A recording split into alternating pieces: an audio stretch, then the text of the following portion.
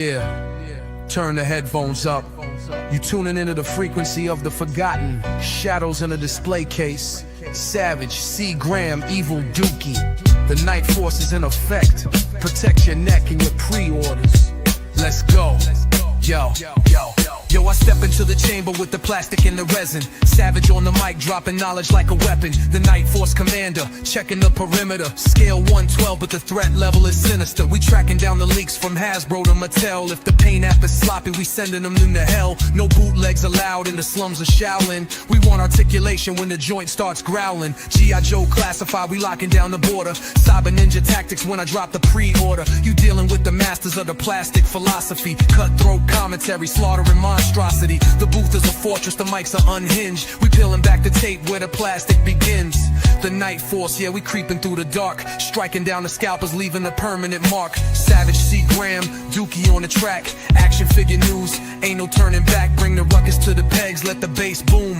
We the ultimate collectors in the tactical room. 7 in the chamber, C. Graham is the moniker. Scouting out the distribution with a spyglass thermometer. Hot toys, cold facts, weighing out the value. If the joints are too loose, then the squad gotta foul you. We talking premium scopes, the Wu-Tang fabric. Cloth goods, dynamic stands, look at the magic. I analyze the hip joints, the butterfly shoulders. We crushing weak waves like a mountain of boulders. They try to hype the retro card, but we see the schemes. We tearing down the market and shattering dreams. It's the Night-Foce syndicate, the underground press. If the accessory count is low, we manifest stress. The Night-Foce, yeah, we creeping through the dark. Striking down the scalpers, leaving a permanent mark. Savage, C. Graham, Dookie on the track. Action figure news, ain't no turning back. Bring the ruckus to the pegs, let the bass boom. We the ultimate collectors in the tactical room. Enter the Dookie, the sinister element. Slapping down the trolls cause their opinion is irrelevant. From the depths of the long box, I rise with the heat. Checking out the box art, keeping it street. Mondo Necker Super 7, we demand the respect. If the face sculpt is ugly, the whole line is wrecked. We the Midnight Riders, the plastic elite. While you sleeping on the drops, we conquering the street. Don't come around the stream with that casual talk. We the heavy hitters making the community walk. The podcast is lethal, the audio is raw. The Night-Foce decree is the absolute law. Yeah, Night-Foce, Savage, C. Graham, Evil Dookie. Every week we keeping the shelves honest. Keep your boxes mint or rip them open. We out of here. Hey everyone, this is Lenny. Just remember, stay savage. No doubt. Yo, what is up? Y'all must didn't hear me. I fucking yelled too early and shit and forgot I had that shit with Lenny on there. I'm like, yo, and he was like, hey, just remember, stay savage. But yo, what is up?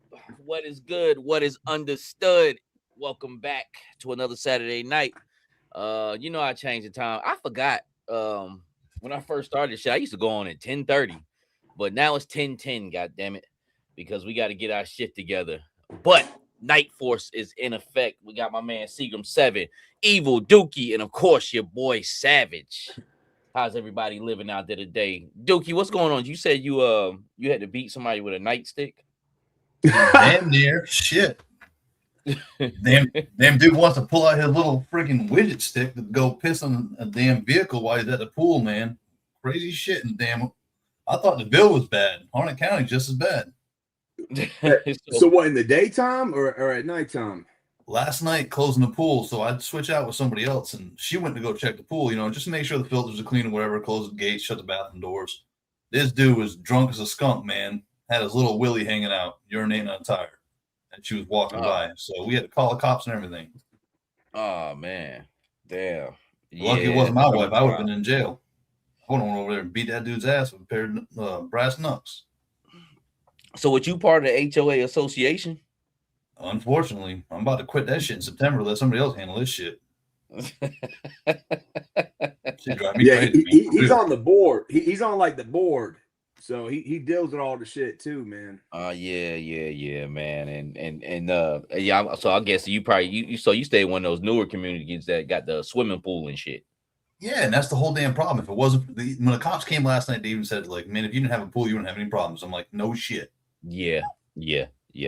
Cause see, those neighborhoods like that, like they're full blown neighborhoods, houses and whatnot, but that pool almost makes it like an apartment complex. So you attract motherfuckers over there and shit, but that's like some young people shit. Cause I used to work maintenance, and just the shit we would find. I mean, real blowouts, thongs, condoms, all types of shit, man. Oh, Just hell, the man. next. They were stashing drugs in the volleyball court. What? Like the hood, yeah, little kid hood rats, man, stashing drugs in the volleyball court till we found that shit out. Oh wow, yeah, man. God bless you, man. Hope everything goes all right. Like seriously, because you gotta bless his heart. God bless you for that HOA. Seagram, you what's going on with you, man? You all right? Bro, I don't know, man. I don't know if I got some of them, that lettuce from Taco Bell, man. My stomach was blowing up, man. I was about to get on live with y'all, man. My stomach just started rumbling, man. I didn't know if I was gonna make it. I thought I was about to have an emergency. So, hey, y'all remember Big Rob from Rob and Big? Yes. Yeah. Put a man pad back in there. Oh man, that was so gross. Hey, but it happens though, man. I don't give a fuck like who you are, man. Like, hey, a shark might shark. Once a month. Nah, for real. There is some kind of some shit going around with the lettuce. Have y'all seen that? Yeah, we were talking about it at dinner. I took my little man's son. We went out and did some errands yesterday and took him out to eat. We stopped at Olive Garden. You know how you get like the bread and salad? Yeah. They wouldn't even give us the salad because of that. They're worried that people might get the virus or whatever it is and call up there and complain. So evidently it is going around in this area.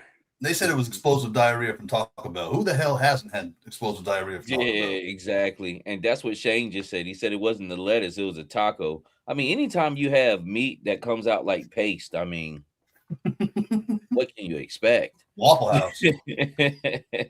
But man, yeah, okay. So I knew that's what I didn't know what was going on. I seen a Facebook thing where a person had a marijuana leaf next to a lettuce leaf, and he was like, "Who's the devil's lettuce now?"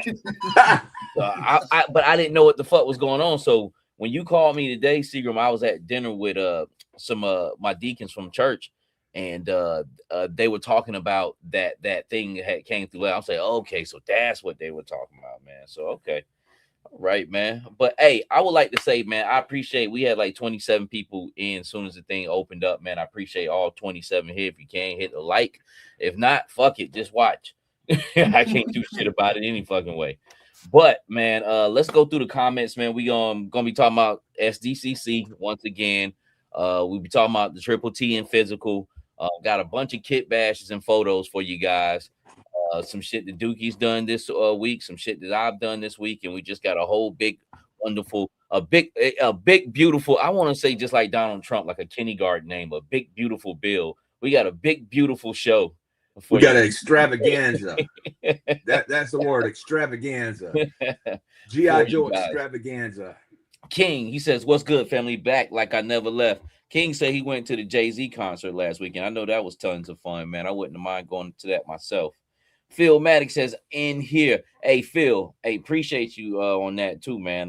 Looked out on that big lob, man. And that is a big, tall motherfucker, man. Like, for real, that is one tall ass action figure, yo. That is about, I like it, though. I like that they did that.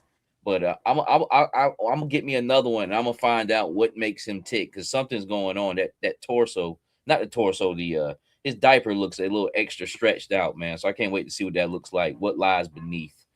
Same time Toy says, "Oh hell yeah, what's good, everybody? What's going on, Shane?" Paul Smoking and Loken, what's good with it? Night-Foce crew, what's going on, Paul? Sitting for the gangsters all across the world. Ew. Some of that real sticky, icky. Ooh wee. Put the lettuce down. Hey, shout out to Cobranomics, man. He hit me up today. He knows I'm looking for that variant figure. Remember the troopers? They came out with 3 different figures, right? Or the variants. They had blue collar, blue crotch, black collar, blue crotch, black collar, black crotch. He hit me up today. He found one on eBay for $75. I'm just waiting to see if that price drops a little bit. Shout out to him, man. Good looking out. What variant figures? What y'all talking about? The Cobra Trooper, was it number 12 or 24? Oh, they had different ones? Yeah, there's 3 different variants, and I'm only missing one. And he hit me up. He found one on eBay today. Damn. So is this the same dude that was on Krusty's? Is this the True Builder? No, that guy's up in Canada. This is our version of Woody. This is North Carolina version of Woody. Oh yeah, all right, yeah. So this is the guy that's has the big collection, right? Yeah. Nice, Okay. nice. Well, what's up, Cobranomics? Broby One Kenobi. Good evening, Night-Foce. What's going on with you, fam? Malachi Mabane, peace. Savage, Seagerman, Evil Dookie in the chat. Peace and love to you, my friend. Hold on, my thing. There we go. Yo, Joe, as fuck, says, what's cracking, Savage, Seagram, Dookie, and the Night-Foce clan? Kitchenman says, what up, though? What up with you? What up with you, man? Mr. Roper says, Night-Foce crew, what's good, everyone? Mr. Roper, shout out to you, man. Roper, I got your bike starting today. Yes. Oh, yeah, okay, yes. And this is the week, too. We're going to see a great photo from Mr. Roper, man. Great photo, man. This is beautiful photo. A big beautiful bill of a photo. I swear we're just gonna do all big beautiful bill. Just nothing from China. Nothing from China. Woody says, what up, fellas, listening tonight? What's good, man? Figs to open. Yes, sir. Keep opening them figs. Keep cracking them too, Woody. Appreciate you for listening in. Willie Springer says, the Night-Foce. And for the Fat Savage, Seagram, and Evil Dookie, what's going on, fellas? I fucked that all up. I'm stumbling over his shit. Jay Spellbound, what's going on, Jay? Appreciate shout out to Jay too. He says, what up, my guys? Tapped in. Jay found one of the lowriders, the WWE lowriders on sale for $24. I have passed over that vehicle for years. Just not interested in it, but when he said 24, man, I was like, fuck it, I'll grab it, man. And I think I could do one thing I do want to do is switch the wheels on it.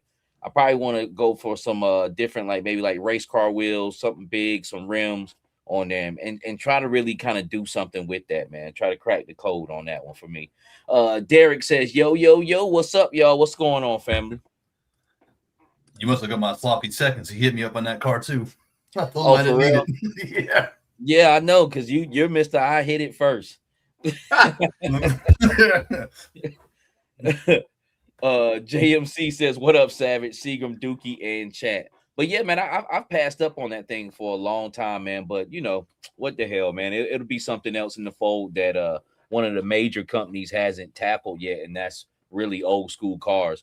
If Ace and from Ramen them, which I can't twist their arm to do that, maybe it would not sell, but I think they would be the perfect group to tackle that. They're already making, old school cars that's really premium. Benji Williams says, what up, Night-Foce crew, chat family? Big Ben checking in. What's going on, family? Sir 9480 says, what up, Woody and gang? What's going on? Lonzo, what's going on? Says checking it out. What's going on, Lonzo? We got some good stuff from him, I'm pretty sure. He's a resident artist here. Got a lot of back and forth in the chat. Bobby Wald. Yeah, and you know how it go, man. If we get a little too deep into it, because it starts building up, more and more people coming in, we'll get to the names, man. If you want to break into it. Bobby Wall says, Savage, are you entering in NorCal Voodoo Dreadnoughts custom figure contests? I did not know. Now I do know. Maybe I will. That sounds like something both y'all ought to get in on. I'm putting the whole county in that shit. I gotta check it out. I gotta see what if I can do that or not. Paul Morales, he says, hello, everybody. What up, Paul? Everybody. Yeah, I think that's about it, Savage. There's a lot of talking back and forth. But Okay. That's Well, pretty much it. Look, we already come on late, so let's get the show cracking, man. Let's get it rolling. If I see a name I ain't seen, because it's usually the usual suspects, I will go through it. So the first thing up is the Snowcat unboxing. If you guys are here for the first time, this is a G.I. Joe channel, and this is G.I. Joe Classified Snowcat, a HasLab vehicle that was put pretty much up for pre-order, but you had to pay out of pocket at first. Very luxurious, very great vehicles. But we usually get a showing of this about close time for it to ship. But that showing Gonzo, what's going on with you, family? Is delayed because BMAC has injured himself. And I will read the post here. It says Snowcat unboxing. The unboxing has been delayed until after SDCC. Reason one, I messed up my left hand and have been in a brace while that heals. I should be better for SDCC. Reason two, all our recording gear is packed and headed to San Diego so we can create some amazing content for those who can't be there. The production, Snowcat, and figure samples will be on display at SDCC starting on Wednesday for preview night. Okay, so about 4 days you'll be able to see that. Says we appreciate your patience on this, and we will work to get that unboxing recorded as soon as the gear returns to HQ headquarters in August. Looking forward to seeing everyone next week in San Diego. So you probably will see the unboxing of that Snowcat maybe mid-August, 15th, maybe to late August. Now, when did we? So that went up for pre-order last July. So we'll probably start seeing it September. Actually, maybe touch the ground here, U.S. soil, September, October. You think something like that? I don't know, but real quick, I just want to tap in and say I'm very grateful that BMAC is being so communicative. He's communicating, he's letting us know what's going on, but it's starting to get to the point of like remind me of somebody creeping. Like he's like over explaining the reasons why he couldn't get this done, man. Like somebody just got caught out cheating on his wife. You know what I'm saying? I think he's coming with too much. You feel what I'm trying to say? I don't know, or man. You appreciate the fact that he's communicating. All this stuff doesn't bother me. Being that the gear is packed up now, I mean, I can understand that. I mean, they shipped it out or whatnot. How he messed his hand up, I don't know. I mean, what the fuck was he doing to fuck his hands up? You know what I'm saying? That's what I'm saying. It just sounds like a guy that got caught with his pants down. Not saying that's what he was doing, but it reminds me somebody just come up with an excuse on the fly for why he can't do what he's supposed to be doing. Is all I'm saying. All I'm saying is this is a multi-million-dollar company. They can't have somebody else open a damn box. BMAC has to be the only one. All you gotta do is talk. Yeah, the thing about it is, man, I guess it probably fell to the back burner. SDCC is more important. You would think they would have more equipment, but I don't know, man. You know what I'm saying?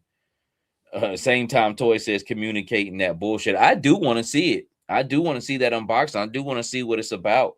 The physical copy is going to be out there in San Diego Comic-Con. So hopefully a content creator can put that work in and get that done. But we'll be seeing plenty of it here in a few days, man. Yeah, but I do want to see it from them though, without all that noise and people walking around and shit, man. So, but I didn't get it anyway, so I guess Lenny ain't giving that shit back yet. That's what it is. Lenny ain't giving that shit back. Lenny ain't giving that shit back. I might be hunting for one though without figures, man. I know it's gonna cost me, but if I like what I see, I might be hunting for one, man, without figures. So we'll see what's up. That's what it is. So I guess we'll see samples. So you guys get prepared for that. And in August, I guess we'll see the full review, but we'll keep it pushing, man. So Triple T, it wasn't a physical copy, right? It was just a render that showed up, correct? Yeah, correct. Yeah. Okay. And it's supposed to be on display at San Diego Comic as well. Yeah. Okay. I think they might show it after at the breakfast. I think that's what Shark said. That they might show it at the breakfast. And I think this right here, when I look at this vehicle right here, and Seeger, me and you was talking about it, and I'll say what I'll say first, and I'll let you guys go through it. We were just talking about the figure. For one, it's same old Sarge from the last release. Pretty much a heavy duties upper body. I do like those tiger stripe fatigues. Now, the thing about this Sarge right here, what I pulled from this Sarge, they getting this motherfucker banging ass fatigues, like Oreo Desert Storm fatigues, like on the last one. I'm loving them. I took them and used them for something. And now they come with tiger stripe. And this is actually kind of like a tiger stripe, you know, the real kind of almost Vietnam pattern that they were using here. But, you know, it's a bullshit Sarge. Just to here, take this, you know, Sarge. Does he come with a helmet this time? Is that a helmet that he came with? Yeah. So okay. And So it has Eddie's. It has Eddie's on it. I think it's the rock and roll helmet. But it says Eddie's on it on the side. Okay. So got nice parts and pieces. But like I was talking with Seagram, this is it's cool. Like this could have been a released without Sarge, but it's cool for a guy who's coming in and he don't buy like how we do. We got all the Sarges, but somebody just coming in, that's cool because you can get a triple T with a cool Sarge. That this Sarge just doesn't belong in any place or in the line or anything. It's just some shit thrown at you. But you know, you get that. Okay, I'm cool with that. When I look at the triple T, it's just I can just see this thing in different colors and guys painting it up. I'm damn sure gonna do one in all black for my Night-Foce crew. So they're gonna come out with that shit. Huh? They'll come out with that. You think they will? Yeah, that's reused all day long. They put eventually.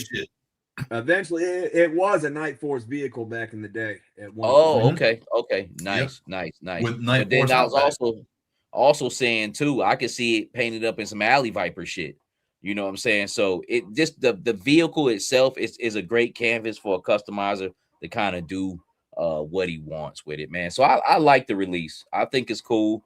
I think it's going to be a little bit bigger than what people expect. Price, that part, I don't know, especially with Sarge added in. But that's really all I got to say on it. To me, when I see this, it's really giving me Arctic vibes, man. I don't know what it is about it. I don't know if it's that new canopy that's on there, but it really gives me Arctic vibes. And like Phil said in the chat, and I think I told y'all the other day, I wish they would have given a Sarge like in a Arctic camo print. Just how we got the desert, that cool desert print, it would have been cool to get Sarge like in that very similar like pattern that we got for the gridiron guys this past week. Like that black, white, and gray camo. And even a parka, like throwing a parka on them. And that would have been awesome, ill, man. Yeah, that would have been awesome, especially with the Arctic thing coming out. Exactly. Cool. But I don't have any negative comments to make about it. I just there's things I like about it, and there's things that it just doesn't blow me away. Like when I saw it, it's not like I got to go get that right now. But it doesn't disappoint me. So, Dookie. My number one vehicle, y'all know, the Thunder Machine. My number one vehicle for Joe is a Triple T. I had this as a kid. Every time I went to my cousin's house, I took a Triple T and a Thunder Machine. So this was a shoe-in for me. I'm curious, that windshield in the front reminds me of a skid steer. So looking at that windshield, the two handles, that thing should just pop off. You should jump in. Yes. And I hate to cut you off. Gonzo said that thing needs a plow in the front or and that's what I told Seagram yesterday. I said, you know what it reminds me of? And I'm saying it's not a bad thing because every time I ride down like rural roads and stuff like that, it looks like a farm vehicle. Like, you know, like one of those crazy farm vehicles with the tall fucking tires and shit. Like it looks like it, but that's not a bad thing. I mean, because the farm vehicles look like G.I. Joe vehicles, but that it does remind me of that. War Chest did a AI render of this John Deere with a comma behind it. His shit was hilarious. It do like a skidster though. But I'm definitely getting this one. And they're gonna come out with a black one for Night-Foce. Outback will be the driver for it. Not Outback because he was in the box art. So, but I mean, this I needed. I was about to start my slaughterhouse down the other day. And I was like, you know what? I need a Triple T to get 3 bikes because I'm going to have green bikes. When Falcon lands on the ground, they pick them up and they run back to the slaughterhouse. It's kind of the scene I'm going to do. So I'm glad I waited because I need this in hand to make the measurements right. Yeah, this is dope. Cobranomics is saying, wonder what Gridiron Studios will add to it. And that's a good point. I'm sure they already got all kinds of shit mocked up for it, man. Yeah, yeah, and probably it would be nice to have a plow in front of it. I You're would damn love right. to. Yeah, they probably already working on that. Shit, they got one with the I bought one for the ground pounder. Remember, it came with the machine gun. Yeah, yep. Let me see what my man said. DSNG artist says, in my opinion, I wish they made the Triple T a two-seater. That would have been dope. Luckily, it can have a plastic in its chassis drivetrain, but in the gridiron vehicles need metal down there if you want their wheels to roll smoothly. Yeah. So that Triple T does have movable tracks, right? Like the Hiss. That's what the word is. Yeah, but they're gonna move for sure. They said, yeah. And it needs a rubber track on it. I ain't trying to like have that shit like the 3 3/4 now. That'd be some bullshit. It needs a rubber track that fucking moves. So that'll be a real big downer for me. I think somebody said the back opens up too. Nice. Yeah, this shit is fire. I'm fucking with this. I can see myself like gravitating towards this vehicle and getting a couple of them. Some of the things I like about it, I like they gave us Gatling guns instead of laser guns. I like the little camera and antenna. I like the lights, the floodlights, and I like the canopy. I think those are all really nice upgrades to it. You know, it would be a dope one, and just like how your man did the John Deere, actually do a Bobcat one with those prints and shit on there. You know what I'm saying? Like the scrap tracks. No, I'm just saying, like, make it out like, you know how like a Bobcat looks with his logo and theme and shit like that. Just like how your man did the John Deere, actually do, you know, colorways and shit like that. That'll be dope as hell, yo. Yeah, I can't wait to fuck with this. This is nothing but art I'm looking at right here with this that Triple T. Sky's the limit. All right, we'll keep it pushing. You got HK. What up, bro? Hey, what's going on, HK? Yeah, I'll say, okay. So, this is what B's Battlegrounds. Yeah, B's Battlegrounds. These here. I seen the Action Man. Action Man ain't nothing but Outback with Tom Cruise head. The Duke is cool. I would like to mess around with the Duke regular, but he's fodder heaven, basically. And, oh yeah, hell yeah, yep. The Mistress Marta, she is fire. She's about the best figure I've seen reviewed since this last surge of figures that came to the early reviewers, and I think she is dope. I think she's a top 10 figure, damn near number one. So Savage, I'm gonna keep it together. It's 2 slides, but we got B's Battleground that had these 3, and then we had Shark Eyes that had these 3 right here. Yeah. Well, yeah, Armada again. I forgot to take her off, but yeah, no, it's all good because he did a good one with her. I think I watched his. Synapse, he's pretty dope. He's pretty dope in the flesh. All of these look good, really. All of these look good. But that Armada, she's fire. I'm really feeling that figure. Really am. Think it's dope. Dookie. We ate in a damn skid steer. I'm already ahead of the game. Is the one I want the most, but that classified retro shit. That damn Duke is like on point. That it's a good wave to me. Every single one of them. Yeah. This is a wave that's really good. Everyone is good, and that hasn't been like that in a minute. And Duke is one of those figures that needed an upgrade. I mean, he just old school that look to him. He needed an upgrade like that. Yeah. I would admit that. Yep. Yeah, he's pretty dope. The thing, 2 things that impressed me the most, like Dookie just said, I was really impressed with all the figures in this line, in this wave that just came out, but also how fast. I know B and Shark Eyes, they get them quick already, but damn, I mean, I felt like we just ordered these like 2 weeks ago, man. I think this is about the fastest that they've got them in hand. So, I like that because it tells me, you know, if you compare it to how things have gone in the past, that they're starting to get their shit set up better to where it's coming out faster after you order it, man. Yeah. That's the one thing that I've hated about classified is that long delay from order to delivery. So hopefully it's a sign that we're getting this, the delivery system is getting ramped up a little bit better. Yeah. That Mistress Armada, the best thing smoking though. For real. That's interesting. That's an interesting and fun looking figure right there. All of them are, man. I guess next would be the Synapse, and then after that, everybody else, man. But that Mistress Armada, and like I said, that Duke, man, that whole wave is smoking, man. Can't wait to get it in hand. So What the fuck is that figure? well, we've always What's up shown with the LaCroix legs? toys on here. That's a Danny McBride custom that LaCroix did. And I got it up here because we had already talked about that Danny McBride wrote a script for the new G.I. Joe movie. Well, a couple days ago, they announced that not only did he write it, but he's also going to be directing it. And they've thrown a couple names out there. Have y'all been following it or up to date on all this? No, not really. I heard a couple. What about it?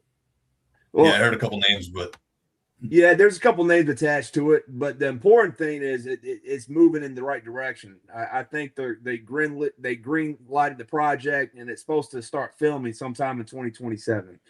So I think it's in good hands with Danny McBride. He's usually a comedian, but I think the material he does right is good content. So I think he can make it more serious.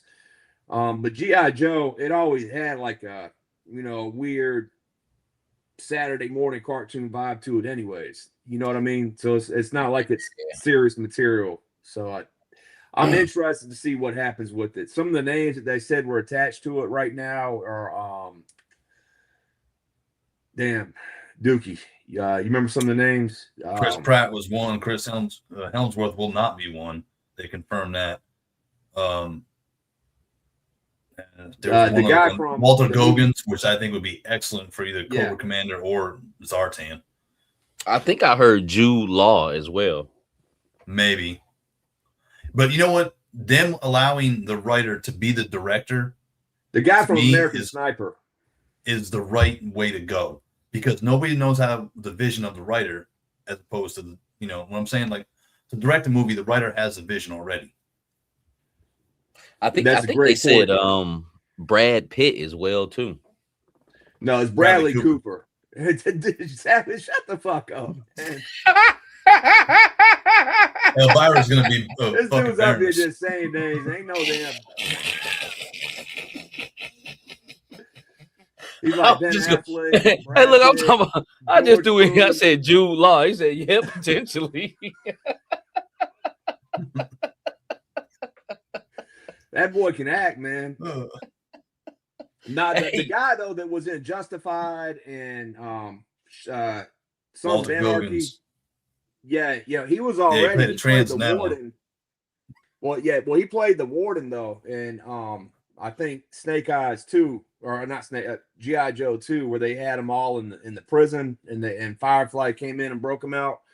So he's already acted in that movie. That doesn't mean he can't play a different character in this one. But I'd love to see him as Cobra Commander, man. I think he'd make an ill-ass Cobra Commander. I'm not convinced, man, until I see whatever's put in front of me, to be quite honest with you. There's been several attempts to try to do this thing. And I'm not being a sourpuss about it, but, man, I didn't watch the Marvel, the MCU, man, until about 6 years into it, because I was just burnt out, them superhero movies. They just wasn't doing them right, from X-Men and 2000 on up, man. But and that's where I'm feeling with this G.I. Joe. Hopefully, man, something good can be put out, but make me a believer. That's where I'm at with this shit, because it's such a great storyline and storylines and colorful characters that you don't need like really crazy get-ups to get. I think the biggest thing about Marvel is before CGI and stuff like that, it's hard to make a motherfucker costume look believable. That's why those early X-Men movies, they got that black leather and shit on. You know what I'm saying? Because to try to make that costume look believable, it was hard as fuck. You know what I'm saying? But G.I. Joe is not even that far-fetched. You know what I'm saying? So you got the source of the materials there. you know, put somebody on it who's really trying to do something. And, you know, I like dude right here. I really believe he could really make something happen because even with my man who directs Star Wars, John Favreau, I remember him in movies from back in the day and shit. If you would have told me that he was going to make me like something from Star Wars, I would have laughed my ass off at you. But he made that Mandalorian fucking fire. You know what I'm saying? So, you know, you never doubt anybody on their abilities and what they can do, being that they come from certain genres, man. But, you know, I'm at the point now, like, just make me a believer. You know, I'm all for it. You know, we'll see. I guess that shit with Transformers got scrapped. Yeah, it did. It seems like they couldn't figure out what they wanted to do with it. It doesn't mean it's scrapped. They might do something in the future, but I think that this is almost like a soft reboot. What I really would like to see though, man, because you started off, Savage, by saying there's so much great content and storytelling they can do with G.I. Joe. Instead of a movie, man, with all the streaming going on, I would love to see Amazon or Netflix or somebody else pick this up and turn it into a series, man, as opposed to a movie, and have multiple series going, man. Kind of like what 50 Cent did with the Power universe, you know, and have the Dreadnought universe, the Cobra storyline, a G.I. Joe storyline, a Chuckle storyline. Yeah. I mean, Yeah. that's what I would like to see, man. I think that would be dope. They were talking good at first how they wanted to start, because I was thinking about that like a year ago, like, you know, for G.I. Joe, like, damn, you don't have to start with Cobra Commander. Let's just tone the shit down a little bit and start with the Dreadnoughts. You know what I'm saying? You damn sure could make a great movie with just them being the villains alone. You know what I'm saying? Like, we ain't got to get to this far-fetched shit with a half man, half snake motherfucker, a biker gang. That's how this all got started with Danny McBride, right? Yeah, that's what I'm saying. Okay, That's why I said he was trying to start in the right direction, you know, with it, because I was thinking that myself, you know what I'm saying? Like, for a G.I. Joe movie, like, tone this shit down a little bit. You know, they do have lower level motherfuckers who are interesting. You know, you can start the movie with fucking going up against Firefly, some damn body, but you don't have to jump to the Destros and Cobra Commanders of the world. You know what I'm saying? There's some far-fetched people. Paul Smoking and Logan says, I'm not one for crossovers with other brands. I think it can weaken the line. He must thought when you like the Transformers, like with the Transformers. Oh yeah. Okay, yeah. Well, I mean, that was almost kind of a natural thing. They kind of go hand in hand. I mean, that was cool with me, because, you know, even back in the day they crossed over in comic books. He says an Arashikage storyline would be great. No. Well, I say no because go ahead. The Snake Eyes movie sucked. They tried that. You know what I'm saying? Not only that, but look at fucking Spider-Man. How many times we gonna see fucking Peter Parker get bit by a goddamn spider and learn he's got a fucking web coming out of his damn arms? Every 4 fucking movies is a new one. Is the same shit. Just cancel that shit, like you said. Start fresh and go fucking somewhere that nobody else has gone, and just let it roll. Yeah. You're right. And the only reason I say the Arashikage storyline could be good, but you really have to put some dialogue in this shit. It can't be your slap in the pants, like we're fighting type shit. Like, let's get really deep in the dialogue with the Arashikage and what's going on, instead of, you know, I still haven't seen that shit, yo. I still ain't seen that shit. It wasn't bad. It was entertaining. It's on Netflix right now, man. I think they'll pay you to watch it. He said, Woody says the Snake Eyes movies was dope. They fucked up when they put G.I. Joe in the title. Yeah, I think a lot of people feel like that. I've heard a lot of people say that the Snake Eyes movie was a good movie if it just wasn't Snake Eyes and G.I. Joe. Like, if it was just a regular movie, it was a good action story. Yeah, and see, but that's a problem. You know what I'm saying? That's the problem, because the thing is, Snake Eyes is coming from G.I. Joe. I know Snake Eyes is, you know, almost larger than life, but, you know, his G.I. Joe story comes before his ninja shit. Your G.I. Joe duties to your country come before this ninja shit, motherfucker. You keep jumping and flipping around and shit, and I need you to go on a mission. So that's where, you know, it should lie at. But I understand what you're saying. Like, but that's still not a good thing, man. Benji says, I'm with Seagram. I would rather see a good Netflix or Amazon G.I. Joe series. Exactly. Just like I was talking before with The Mandalorian. That was a good series that, they eventually got a movie. I heard the movie was pretty dope too. I still ain't had a chance to see it. But I know the series was good. And if you write good material, that's it. That's almost like the woke shit. Like, I don't give a fuck about somebody who's a fucking faggot being a lead in the thing, or if you're gay, you're Chinese, you're black, but just write a good fucking story. That's where the problem, I think, lies is. You know what I'm saying? You push for this agenda or whatever you want to do, but the story fucking sucks. If you had a good story, nobody would give a shit. You know what I'm saying? Because you're gonna watch, you know what I'm saying? You're gonna be entertained on it or whatnot, man. So, all right, we'll get rid of old tree stump legs here. Elephantitis.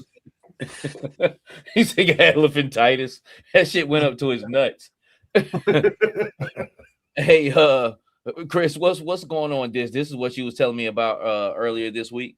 Yep. So Big Bad Toy Store, they have a lot of people get pre-orders, and a lot of people play the game where when something comes out, they'll pre-order from Pulse, Big Bad, Amazon, everybody, and then whoever ships it first, they'll go in and cancel another one. So I think this is a way of Big Bad combating like that pre-order cancel, but also giving people an opportunity to not feel like they missed something. So basically, if you go on to order something for a pre-order and it's saying it's sold out, now they have a waiting list where you can still get added to that waiting list. So if somebody cancels on the back end, you automatically get bumped up into that slot. Okay. Did they already have that with the damn Arctic bats they've been waiting on for 2 years? Well, that's something different. That shit crazy. Like, I've had that shit on pre-order ever since it initially came out. That was 3 years ago. This shit is wild. Like, I just left it up there. I'm like, fuck it. Let's see how long we can go with this shit. You know what I'm saying? Like, fuck it. I might well not take it down, because that's what I was missing, that one in box. But this right here, there are other sites that have this sometimes. I didn't know Big Bad Toy Store they have it. I thought they would, but I think like if you deal directly with Mezco, they have like waiting lists and shit like that. So I guess Big Bad Toy Store has opened that up in their portfolio, which I'm a fan of Big Bad Toy Store. I like them, so I think it's cool. You don't really come across it too much of something sold out, but there are a few things like these turtles that this company is making. They're like $100 a piece, all the turtles and the figures and shit like that, man. And they sell out pretty quick, but ain't too much happening like that now, but it still happens. But this is gonna fuck up my hustle a little bit, because I sure as hell go check something like when I want extras or something, and I know that it's about to drop. I already know in my head people are gonna cancel. So I'm always going in and checking places when it's about to ship to catch the people that fell off the bus and get my orders in. So, this is definitely a pro for people who might be working when a pre-order drops. But for, somebody like me, this is kind of going to fuck my shit up. But hey, it is what it is, man. I think overall it's a good thing. Yeah. Well, it's pretty an cool. example was like them 3 figures that I just got off of you. The 3 warfare, the gridiron warfare. Yeah, Skull Crusher. Yeah, the Skull Crusher. So if you wouldn't have got those, you would have canceled your order. They would have gone back up on the site, and Yeah. And yeah, those nut busters sold out. But that's all this is. I think it's good information, because Big Bad Toy Store is a popular site, and I think a lot of people fuck with them. So now you got a wait list you can take advantage of. The battle. No one's half the battle. All right. So JMK Custom Works. I've seen this. It says, so what's going on here? This is the Fury Force. It says, Yep. here's a few shots of the Larry Hama Fury Force line paint masters I did for it. Oh, so he's doing stuff for them now at Big Yep. Bad Workshop. Before bringing them to Joe Fest Toy Comic last month, the alternative portrait for Top is so good, but it wasn't finished when these pics were taken. I am beyond excited for this line, as it has been something I have wanted for quite a while. So damn, so JMK is doing the Fury Force Paint Masters. Yeah, and I thought that was pretty cool because we Yeah, all know who what's up? JMK is, and we definitely highlight his work on this show. So, and we definitely highlight a lot of Big Bad Workshops stuff, man. I know I'm a big fan of their stuff, so I didn't realize that he did the Paint Masters. So when I saw this, man, I thought that was really cool to know that he did that, man. And, Yeah, that's where that Wesley Snipes head came from. That was a great paint job he did on that. He's a great painter, man. he is. So, yeah. But shout out to JMK, man. Congratulations on that. And Yes, this sir. is kind of like what I was talking about Lonzo, man. You know, I think it's only a matter of time Yeah. before somebody like Lonzo, we see his name on something like this. Yeah. Let's wheel it that way. So the Rocketeer. I'm not interested in this bullshit. I just wanted to bring it up because we saw this last year, Savage, at Joe Fest 2025. Remember, they advertised this in their show that we saw on that panel for the Rocketeer. Somebody Okay. else just did it too. That's why I brought it up. I'm not interested in it, but I think it's interesting that Big Bad Toy Store or, you know, Big Bad Workshop was talking about the Rocketeer last year. And then at DFW, now we got Valor coming out with Rocketeer. Yeah, he is. But then there's another company that already has a Rocketeer out too, right? I don't know, man, but it will be interesting because it seems like they're always going up against each other, man.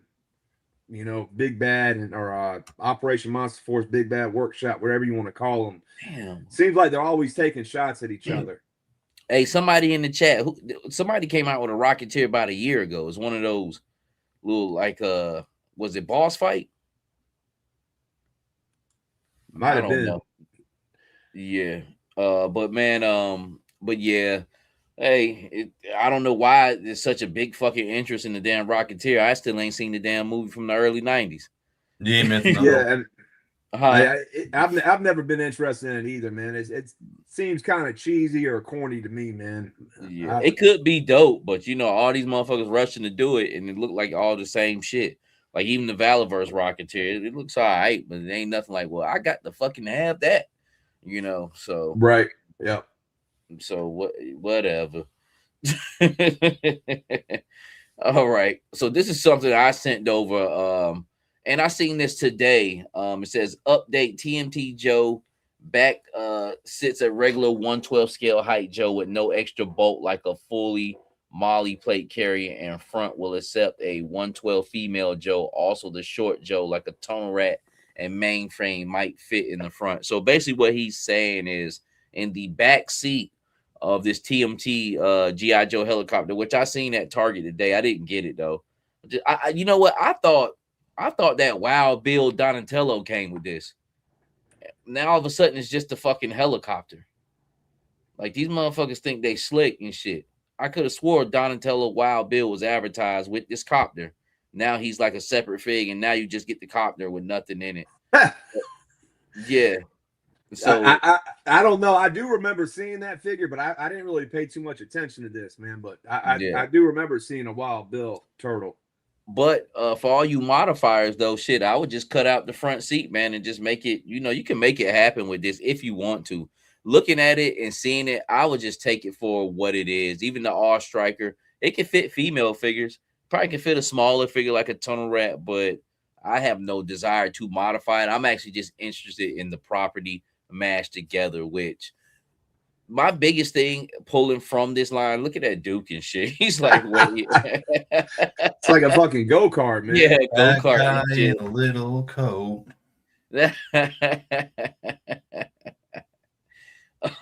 But Now, does that shoot though? Does that Yeah, it has spring action shit going on with No, it. that's Like, pretty cool. I like that, man. well, that's classic turtle shit for shit to pop out. You know, they're in that same era. That's why GI Joe switched to that shit in the early '90s because Turtles was kicking ass.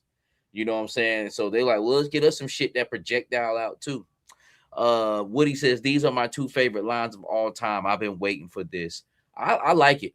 You know what I'm saying? I'm not gonna get all of it. What I do want, I want all the turtles, and I want that fucking Slash. I'm not really care too much about the bad guys. The bad guys look kind of stupid, like the Crane mixed with Destro and Shredder and Cobra Commander's all right, but the turtles are fire.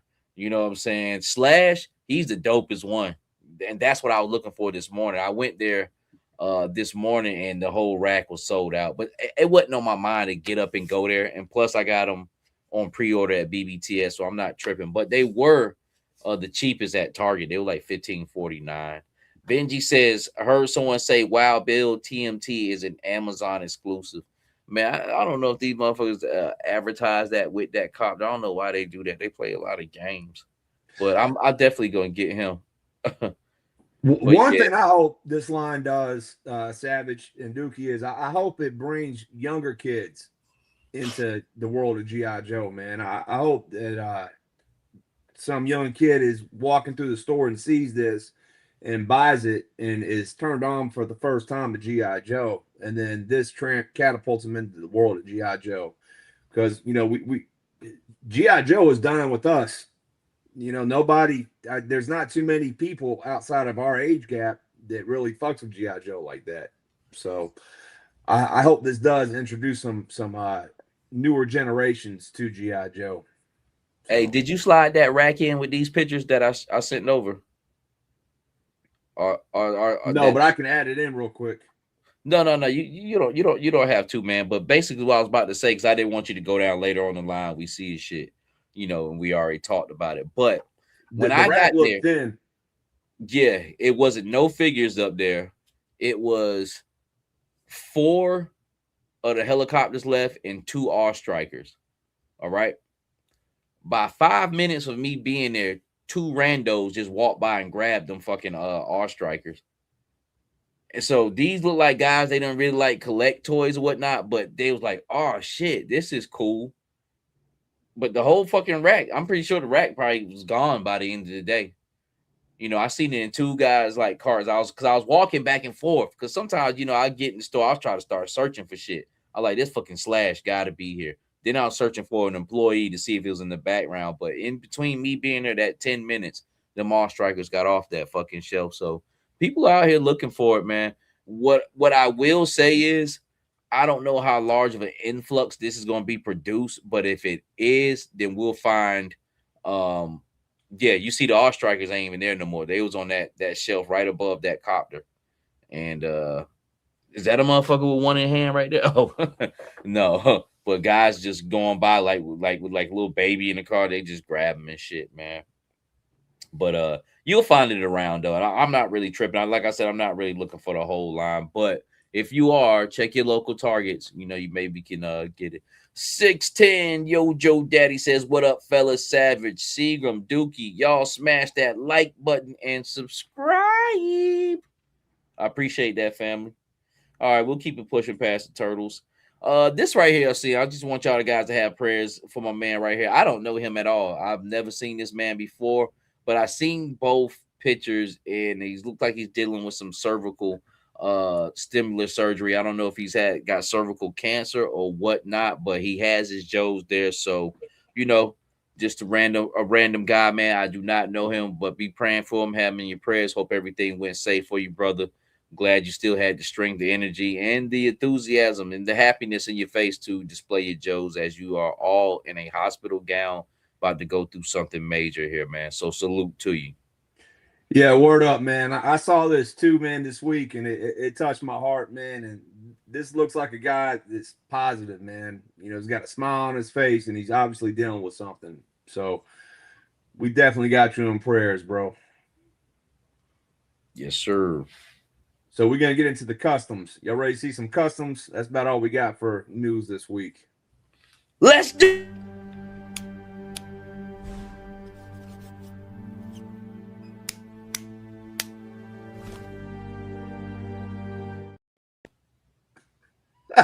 I cut you off, Savage. No. Y'all know who this is, right? Y'all seen this dude before? It's a window That's viper. Hillbilly from Mountain Dew. The window viper. Yeah. Hey, you got a taste that'll tickle your tanyards. Man, this looks just like my dad, man. Innards. My dad had the mustache and everything. For all y'all who don't know, I also go by the window viper, and that's because I do window cleaning and power washing for a living. And I got into it because it was a side hustle my dad did. He didn't do it for a living. It was just a side hustle. And I took it and turned it into a full-time business. But so the window viper has always been a special character in my heart in the world of G.I. Joe. So That's dope. I don't know if Hasbro will ever give us one, but I'd love to see Super 7 do this on O-Ring. And I definitely buy it up, man. I probably would more rather see him than that Fatal Fluffy. That might be an unpopular opinion, but Watch your mouth.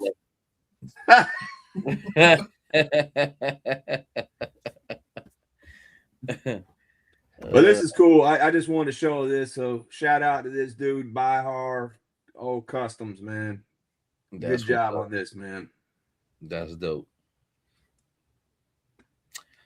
This comes from my man Paul from Hyperdrive Collectives, man. Jim Rummy, what's going on with you? I couldn't get a clear picture of it, man, but he just took some of his starting lineups figures, and did the Cobra Commander head. He made a Wu-Tang basketball court, and he had sent it over to me. He was like, I didn't show you my Wu-Tang court. I was like, nah. So he sent this over to me, man. But shout out to Paul from Hyperdrive Collectives. First man who I've seen show me the rent die and all that stuff, man. He really kind of turned me on to custom figures when he sent me that MTV Outback, man. That shit really blew my mind about 3 years ago. I'm like, yo, what is this? You know what I'm saying? I'm like, why did this man send me this shit? And it just put a bug into me, man, to really appreciate the Outback body and really appreciate just custom work, man. So salute to Paul from Hyperdrive. That doesn't look too bad either. That's dope as hell.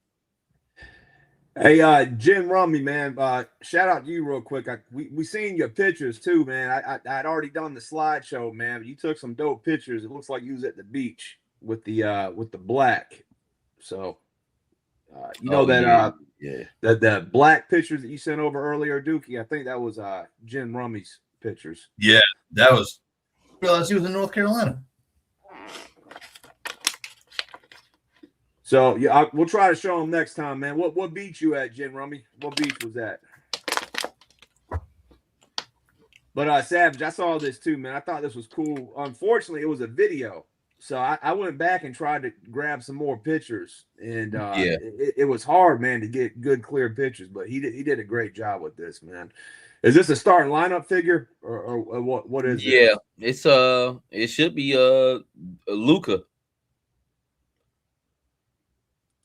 You saying that Fort Macon? Okay. But yeah, that's Luka Donovich, Dallas. I think it should be.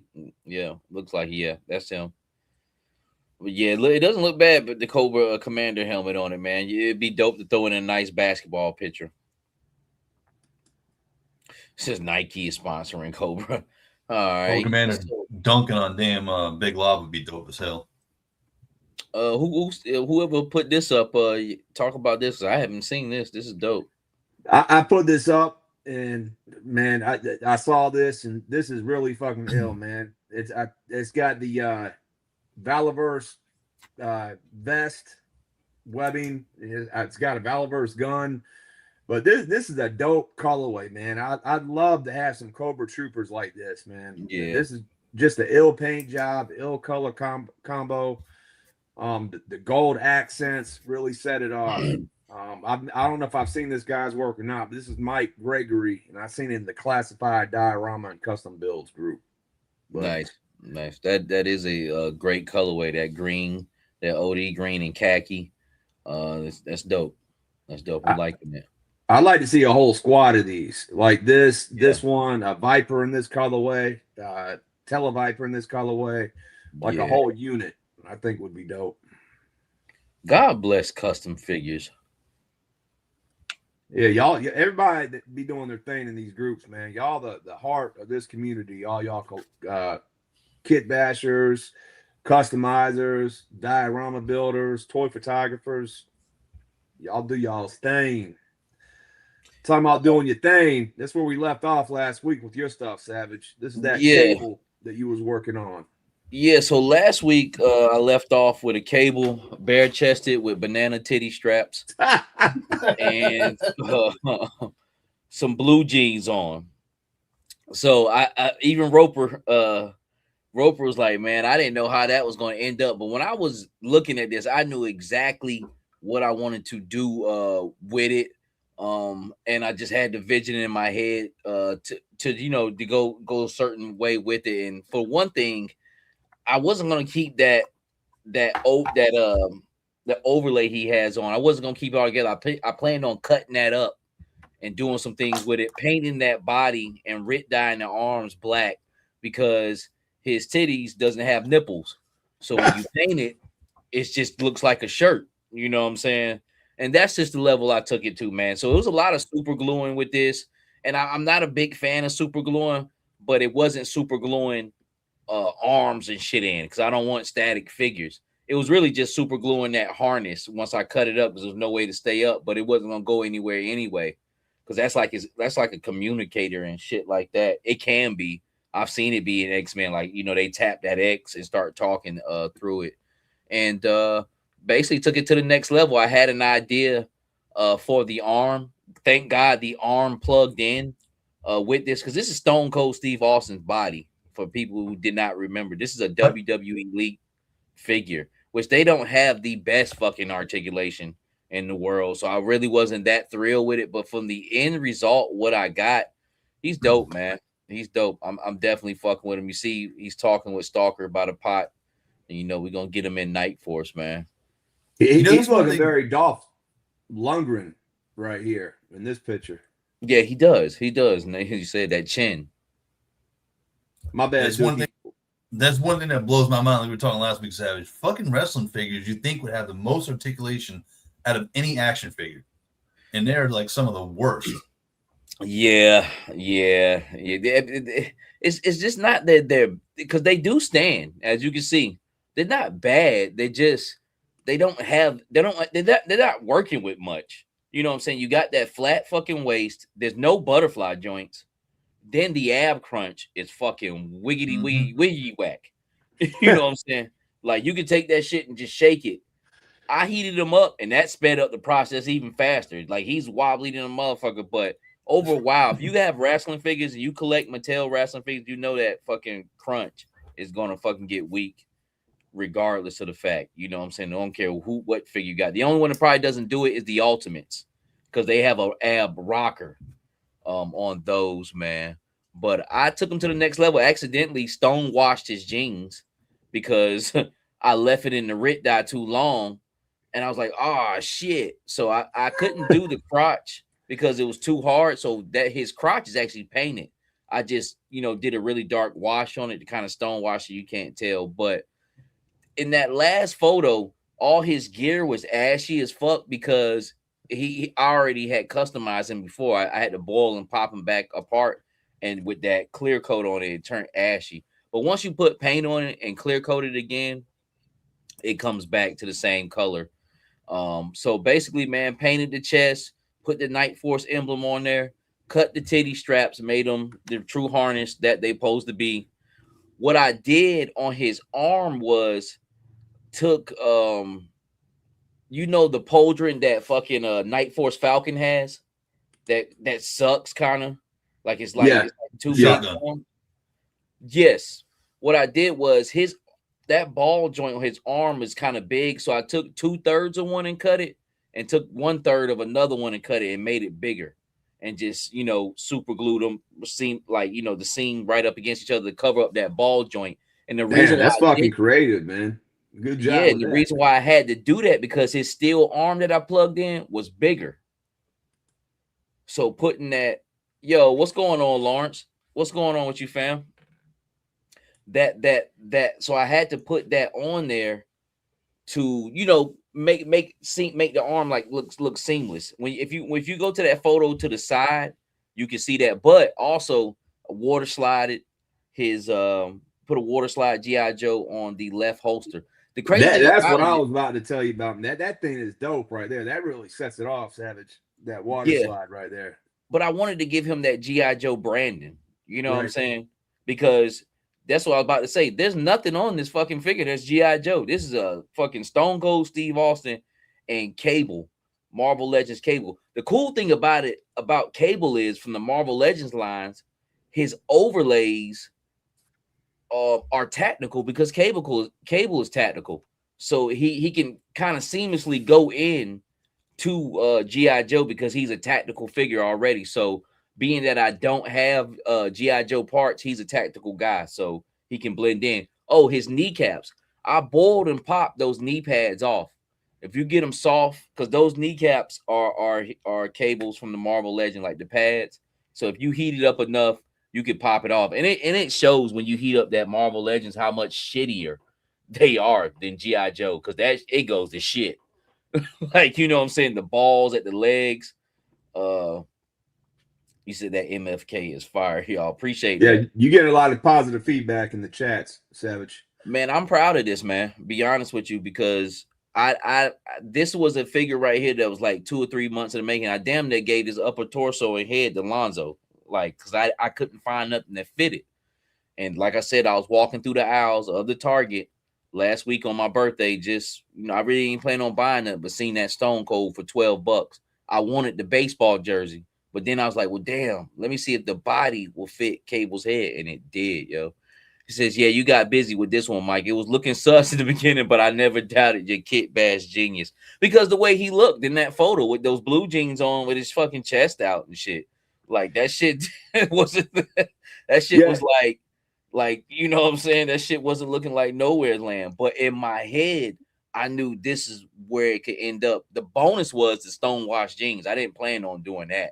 But graphite Rit dye turned those blue jeans into stonewash, which is fire because it goes with the dark leather, you know, the brown leather and the black, man. And his arm was already that Marvel Legends arm is a lot lighter gray than that. I already had put a wash on him from the first time around. So when I put a clear coat on it again, it gave him kind of that like that dark steel.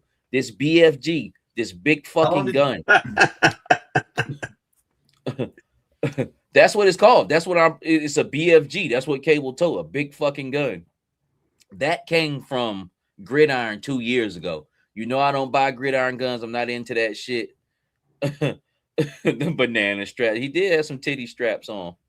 But I just brought it anyway because it was $10. I said, I'm a fine. I thought it would look good with the Marvel Legends Cable, like how it was, but this is the best fucking thing is in. It looks like it goes with it seamlessly, man. So, you know, not the best articulated figure in the world because it's a Mattel wrestling figure, but it can get the job done. It definitely can. And this is that side shot right here. I know you guys really can't see it, but that's that shoulder pauldron that Falcon has. I just had to cut it and make it bigger. You know what I'm saying? So it's almost seamless, and that's super glued on that ball joint to help blend in that arm. You see how much bigger his arm is? Like that's a big bicep right there, man. Yeah, that cap over it kind of it hides that, man. It hides that. Roper says, I've been trying to find that big ass gun on Gridiron. I did not know that's what it's called, and I can't seem to find it anywhere on there anymore. Do you remember the name of that thing? It was just a BFG. I mean, it's been like 2 years since I brought that, and I wouldn't have brought it if it wasn't $10. I'm glad I did, but they just had it on sale. So, yeah. Hey, Punk, it's acid wash jeans. Are we going back to the late 80s, early 90s? And that's why I'm glad it is, because when did Cable come? Late 80s, early 90s. You know what I'm saying? So that gray stonewash look. Remember I told you yesterday, Seagram, I said, yo, it reminds you of some 1992 shit. Yeah, that's what I was about to say when I read that, Punk. Me and Savage just had that conversation yesterday about them jeans. And I actually got a pair of Levi's, man. Remember when Levi's were making a comeback with the button-ups? Yeah. 5, 6, 7, 8 years ago? I got a pair of this same exact color, man. that I still rock every once in a while. So yeah, no, though that gray stonewash, that I just think of 1991, 92 in my head all day, man. But I'm very proud of it, man. I'm glad you guys like it. I want to incorporate some more kind of like Night-Foce Marvel Legends into my X-Force Marvel Legends into my Night-Foce. So we'll see what's up. But I've been wanting to get this cable done. I'm glad I finally got it done in the vision, that I had in my head, and it's fucking fire, y'all. I usually don't toot my own horn, but I wish I had a little bit more articulation, but I can't do, I can't do so much with a WWE body. So this is dope right here, Savage. You just actually dropped these two pictures on your IG page, I think tonight, didn't you? Aren't these brand new pictures? Yeah, man. So basically, I've been wanting to do this one for a minute. You guys seen me do this figure, but he just had a red shirt. And then the one in the top 10 of last year, he had a Patriot shirt on. I gave that to my man Paul from Hyperdrive. But I've been wanting to do this all blacked out Recondo. Appreciate that, Lawrence. Especially with the hat that Gonzo put me on eBay. Because I don't like that flipped up hat he got. I know he's a jungle trooper or whatnot, but the way they got him looking, he looks like Kurt Russell in Tombstone. So I always wanted a real cowboy hat to go on. And he looks like fucking Kurt Russell right there. Like right when he was in that river scene, he's no. You know what I'm saying? He kills Bill. The cowboy. Yeah, out there. I mean, so this jet black, this is dope. This is Major Blood's legs. I usually leave the legs brown because I thought the brown looked good, but I just wanted them jet black that out. That's Law's upper body, painted the shirt black. That is the Special Forces vest. I just dyed that black. I left the green pack on the back green as well. I got some better pictures here too for you, man. Yep. So you want to go through it, but the dog head, and that's Dookie's dog as well too. And then Dookie, when you sent that over, I remember you was telling me you did Rit dye him. I decided to keep my dog head. I didn't want to do it jet black, but I did on his legs. I did paint those brown spots black, but that's a good thing because I got a lot of German Shepherds, and I want to keep quite a bit of them. Maybe some eventually down the road, I'll do a giveaway or something like that, or just do some trading or whatnot. But I do want to keep quite a bit. But a German Shepherd doesn't have a lot of colorways. It's either going to be blonde or brunette a lot of times. There are black German Shepherds out there, but they're rare breeds, of them.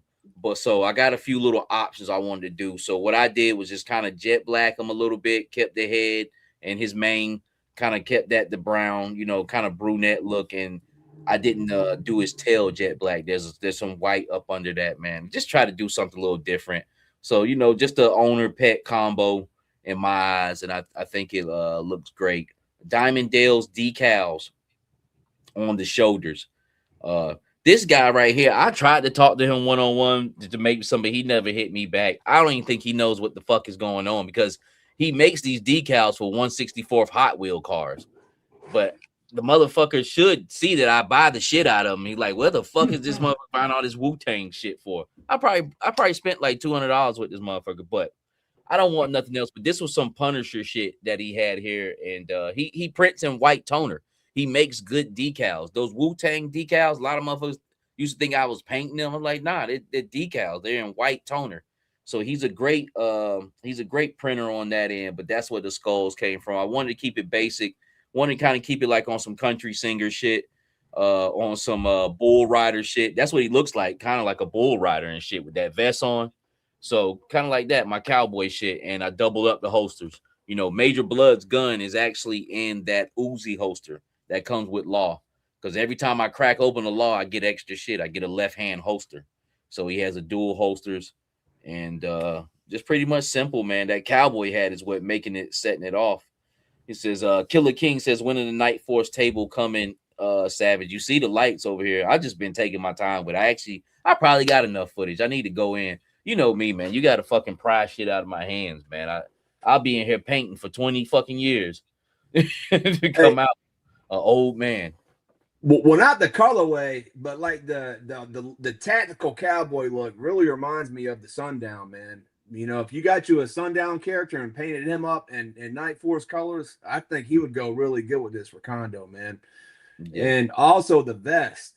That's the legacy vest, right? You said from the new Special Forces. The Duke. It Duke looks really good in black, man. I like that. Yeah, I've been did it. Y'all just ain't seen the video yet, man. I got like 6 or 7 parts and pieces, man. I gotta edit and shit, man. They're just kind of just sitting up. They're chopped up and they're in my editing program. But I did it with another dude. I just didn't put it out yet, but it looks good in the black, man. And that what Dookie did with that all black head, I'm gonna do me a jet black one as well too, man. Just give me some different variations right there. Of the dog. I'm gonna leave one like that with the brown on the legs as well too. So have me a couple of different ones. So this ain't the same. The one on the right, that's not the same one as this one, is it? Is that the same one? Or yeah, he just got the growling head on there. It's just in all black. Okay, all right. Yeah, like I got the growling head too, but it's not painted on one of those pictures that you were going through, man. Yep. But hey, I appreciate all the love, fellas. Appreciate there's more shit coming out, man. I just be taking my time. Yo, what's going on, Tony? All right, you can push through it. Hey, good job though, Savage. And hey, appreciate it, man. Putting in the work, man. I seen you posted on IG, but we ain't seen no other videos on YouTube, man. So yeah, they stocked up. They stocked. I know you in the lab, man. You got to publish, man. Yeah. I'll get them out there, man. Because I still got to show Meathead. There's a whole bunch of fucking videos I got. But this one right here is something I seen earlier this week. Pretty simple. I just liked it. I thought it was pretty dope. Just a blue bat. I'm surprised they haven't did one yet. I want that camo bat, man, that we got in Pursuit of Cobra. That's the bat I'm waiting on. There's a camo one? Yeah, the jungle camo. Oh wow. You don't remember that one? It was in the 4-inch scale, the Pursuit of Cobra line. They had a jungle painted, like basically a bat in army fatigues. Yeah, I wasn't around for that 4-inch. But this is definitely bright. It stands out, man. Yeah, it's dope. It's just simple. I just wanted people to see. Sometimes I just want you to see stuff, maybe give somebody an idea to do some shit. I wouldn't mind doing one myself, man.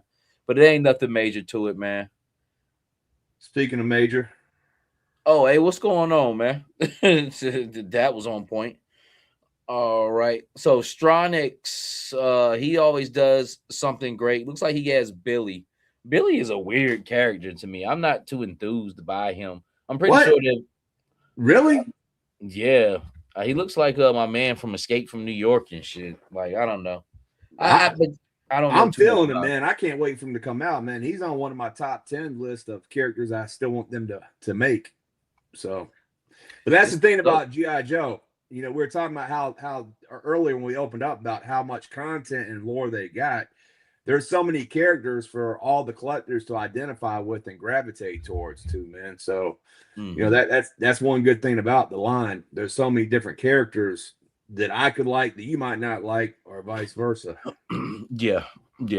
I mean, this looks good. Stronix always does great. And far as with Classified, they make me like characters I don't give a shit about. You know what I'm saying? Or didn't even know about. 610 says I love Billy. What did he say? Says I love Billy over my one of his all-time faves. Oh, okay.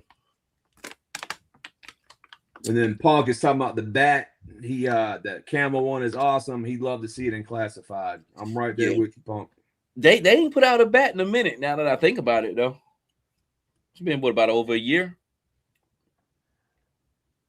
Well, the retro bat. Yeah. We had the retro bat. Oh yeah. Okay. The cool thing about that bat is I still think the body's good. As far as what it does.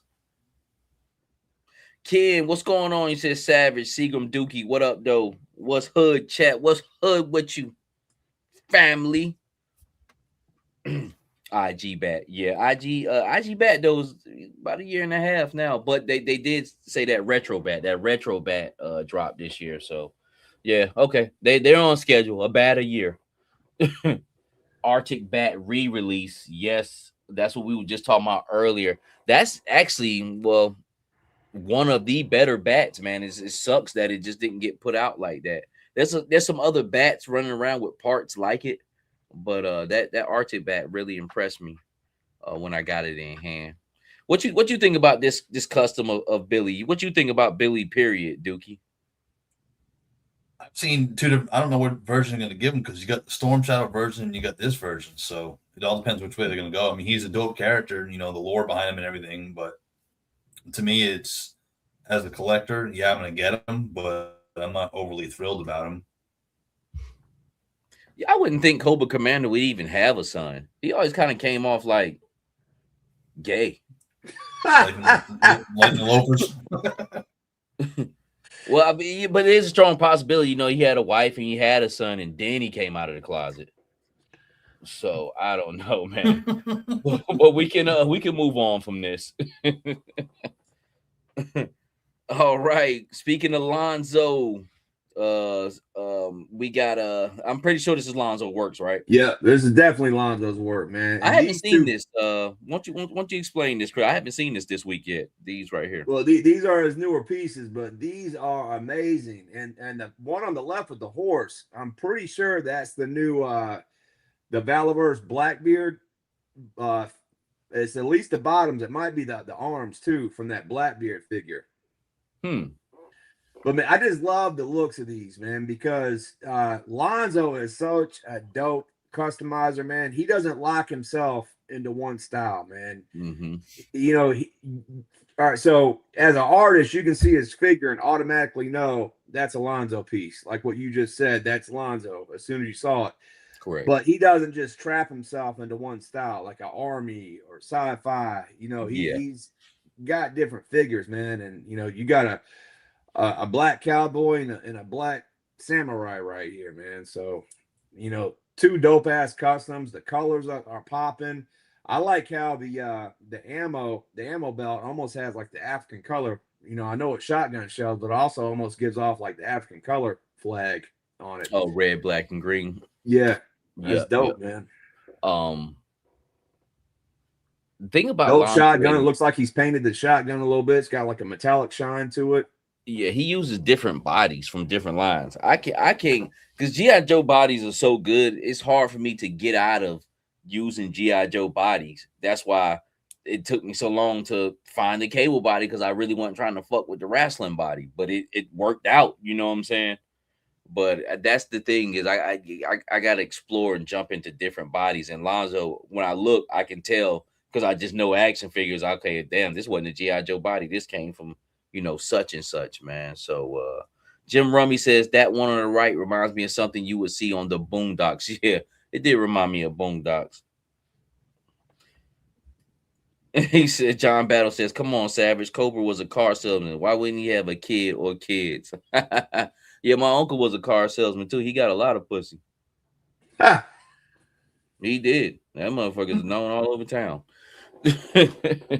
But and then the one on the right, the red and green, just really good painting, man. Good job, man, on this. Yeah, I don't know the lore on either one of them, but they both look great. Dope. All right. Okay, so we got another one from Lonzo.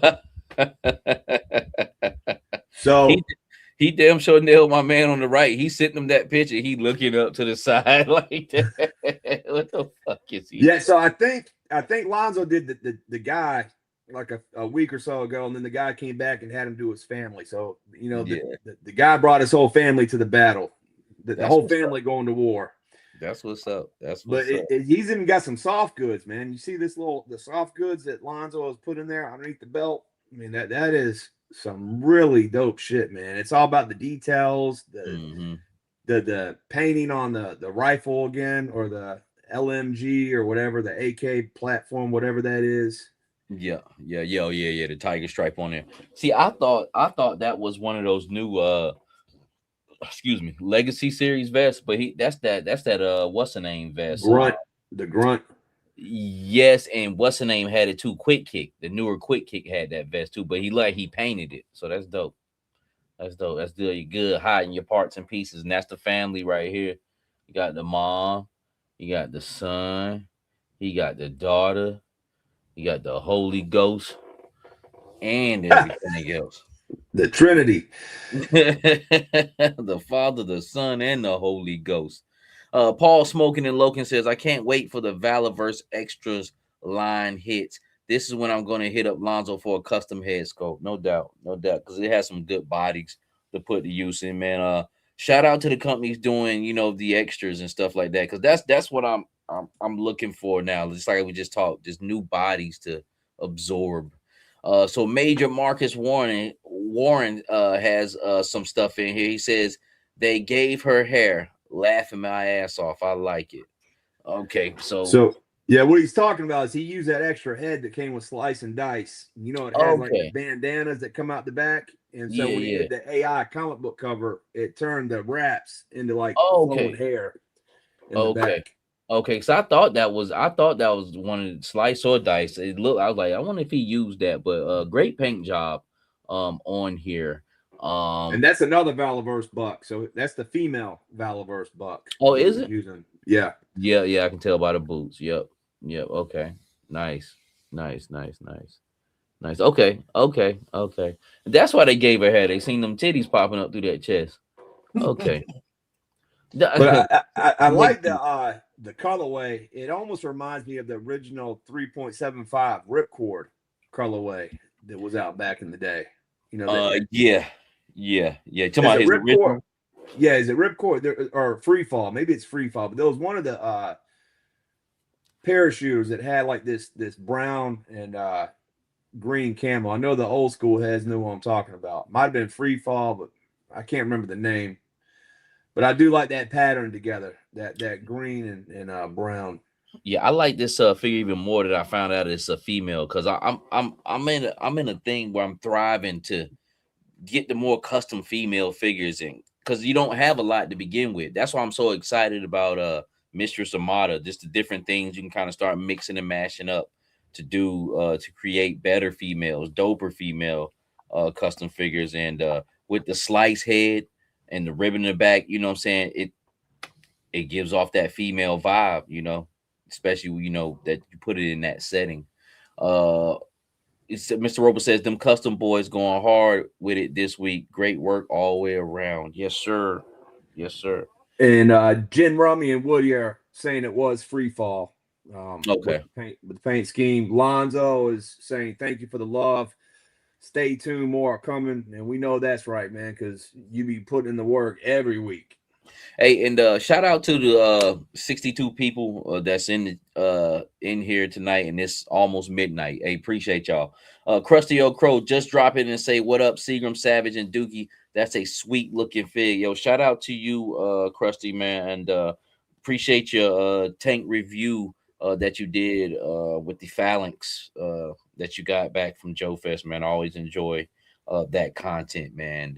And if you guys haven't given a like, please give a like as well, man. Try to get this podcast more out there. Gerald Keaton says, I did a free fall, y'all, but I sold it. That's major. Oh, that's major. Yeah, okay. I'm about to say, Gerald. All right. Okay, he's throwing me off with the name. But Major right here, Zero Guard. Let me see this right here. I'm liking this right here. This got this looks like it got bat arms, which those bat arms, bat has nice parts and pieces. They really do not have to upgrade that body as of yet. I still think it's dope.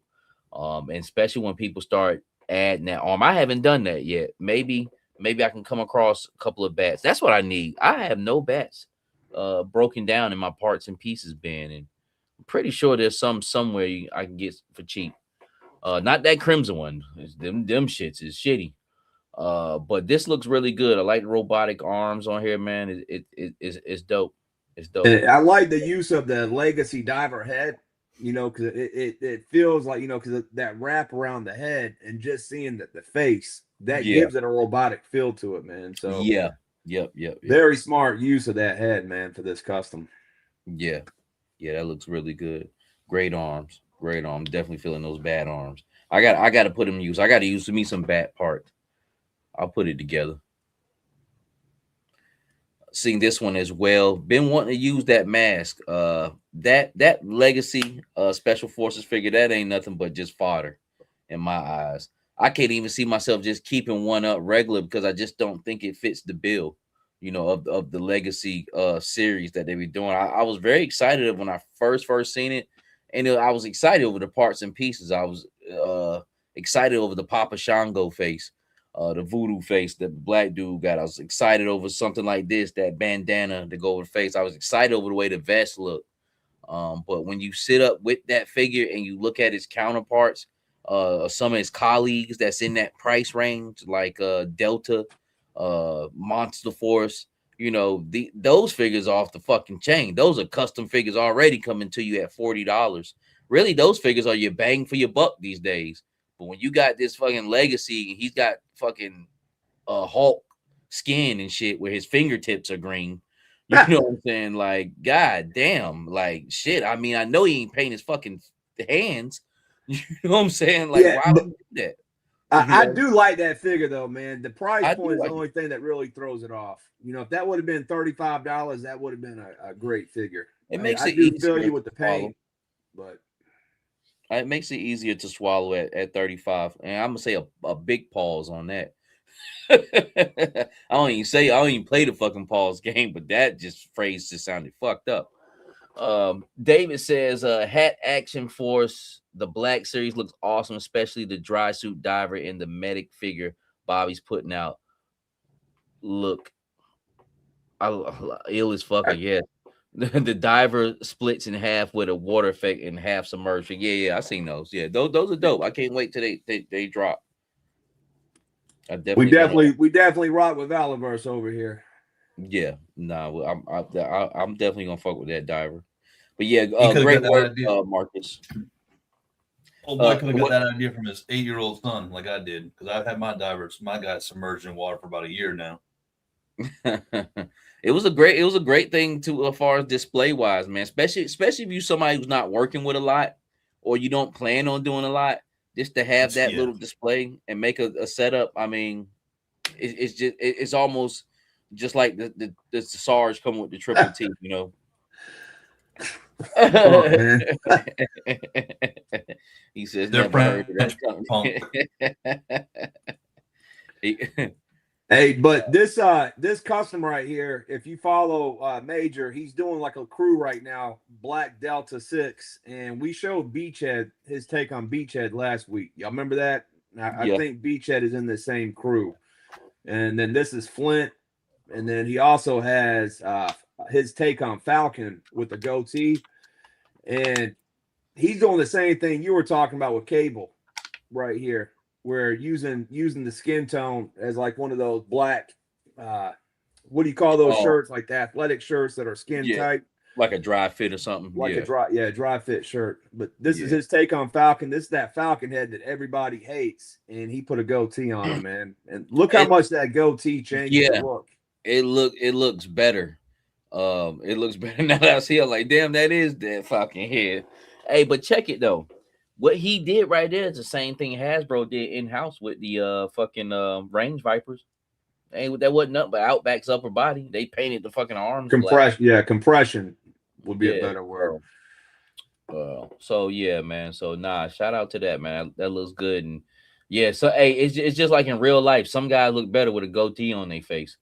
You need some facial hair, motherfucker. You shave your shit off, you're not looking right. You know what I'm saying? So that was ill. Good job. But just like with the rugged Duke that we got right now, you know, this is a cool direction to go in. You know, the tactical look on Joe's that we've already had, you know, updated tactical look. Yeah. And then this is going to wrap up Major section. I don't know much about this. You want to talk about it? Savage? Yeah, because I got a great story about it. Today when I was in Target, I was looking for Slash. I couldn't find him. So I said, you know how you do. Everybody ping pongs. You go over to the radio section where they got the pops and they got the figures over there. And you go back to the action figure section. Or if you're into cars like me, which I picked up a Plymouth GTX 1972 from Jada Toys, steel die cast. So like I don't have to like get G.I. Joe. I can be satisfied with that. $15. I got my car I wanted. But I seen the McFarlane Savage Dragon on the shelf, and they wanted $50 for that fucking thing. He must be smoking crack to think somebody's gonna pay $50 for one of his bodies. The figure looked great, you know. It's typical McFarlane, bullshit ass toe hinge, single jointed arms, but it looked good. This was Savage Dragon, which I was probably gonna pop the fucking head off and put him on another body anyway. But for $50, I can't even do that, family. Hopefully that figure will go on sale and I can find it clearance, because I don't think anybody really gives a shit about Savage Dragon, not unless you were reading comics in between 1992 and 19 whatever. So I never read a whole series of Savage Dragon, but around that was that Image? Was that Image Comics? Okay. Yeah. I think I got the first Savage Dragon, man.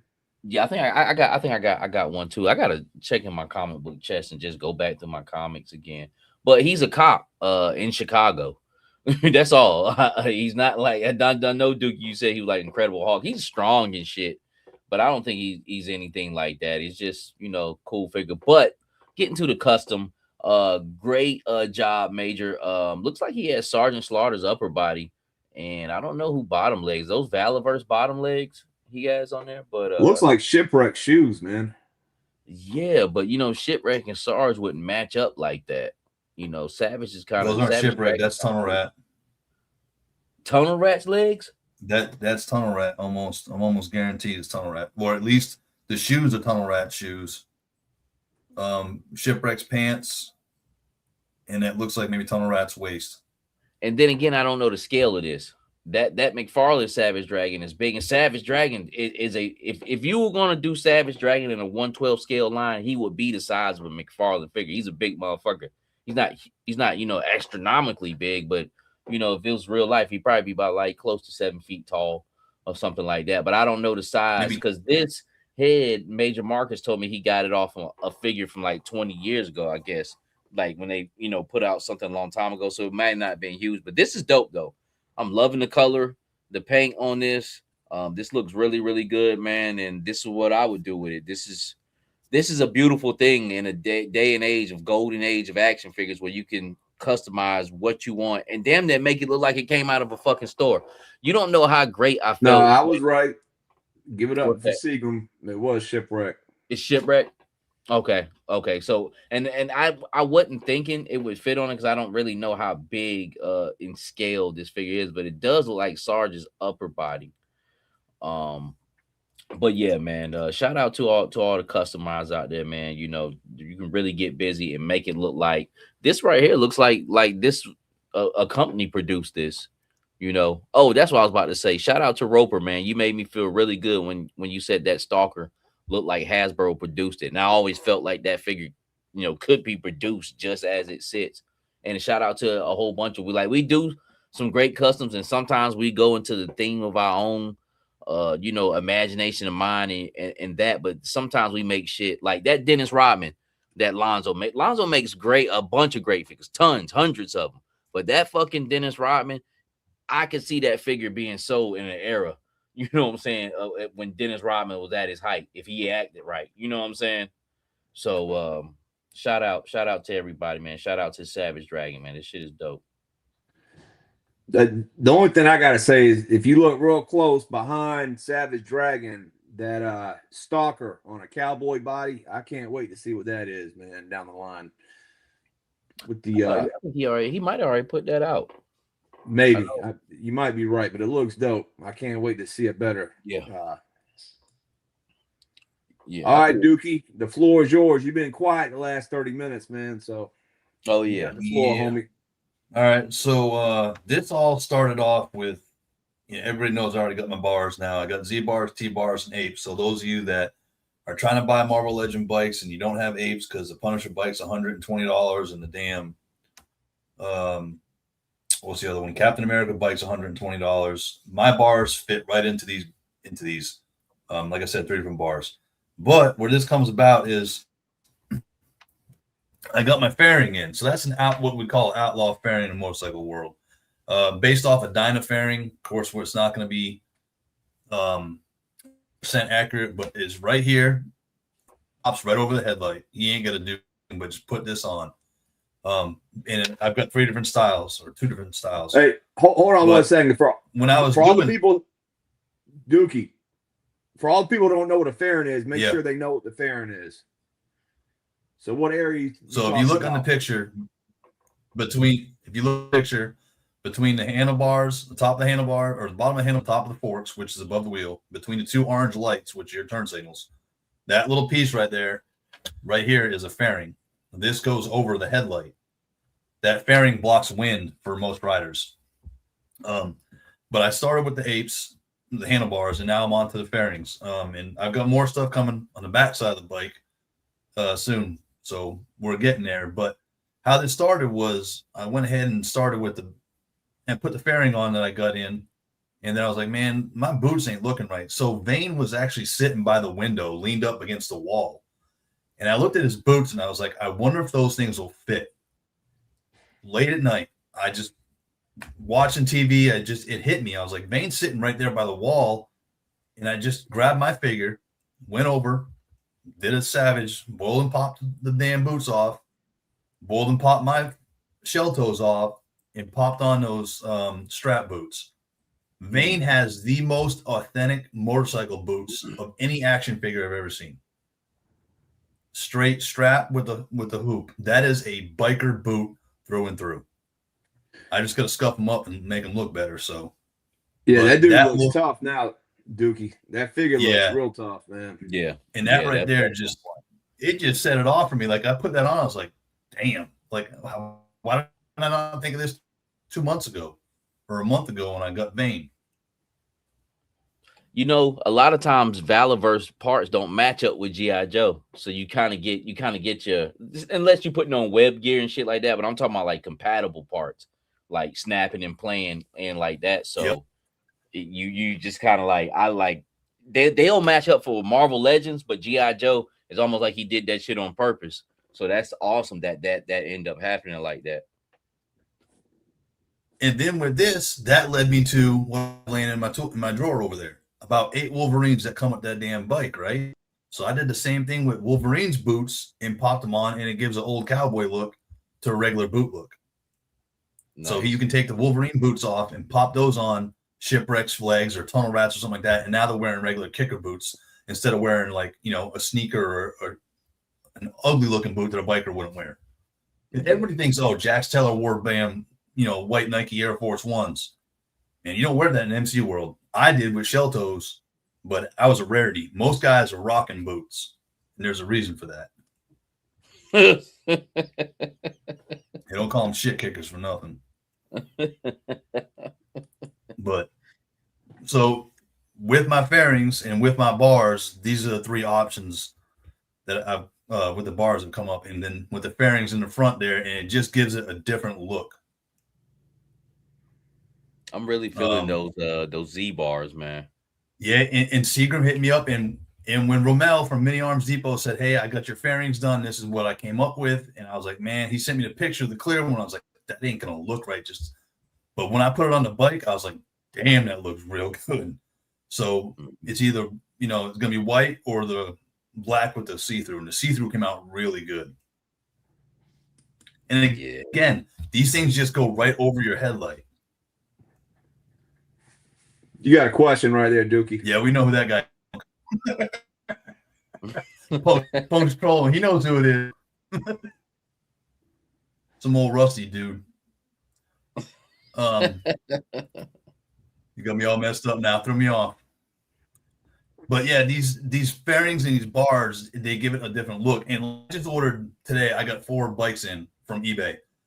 Guy had them on sale for $25 a piece. Well, he had them hired, but I talked them down to $25 a piece. They came in the mail.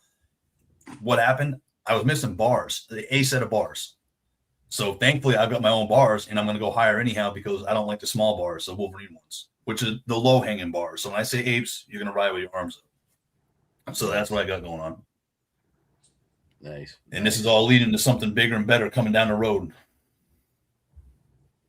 So those are the 2 options I got. If anybody wants them, just hit me up, email me. It's outhousecustoms at gmail.com.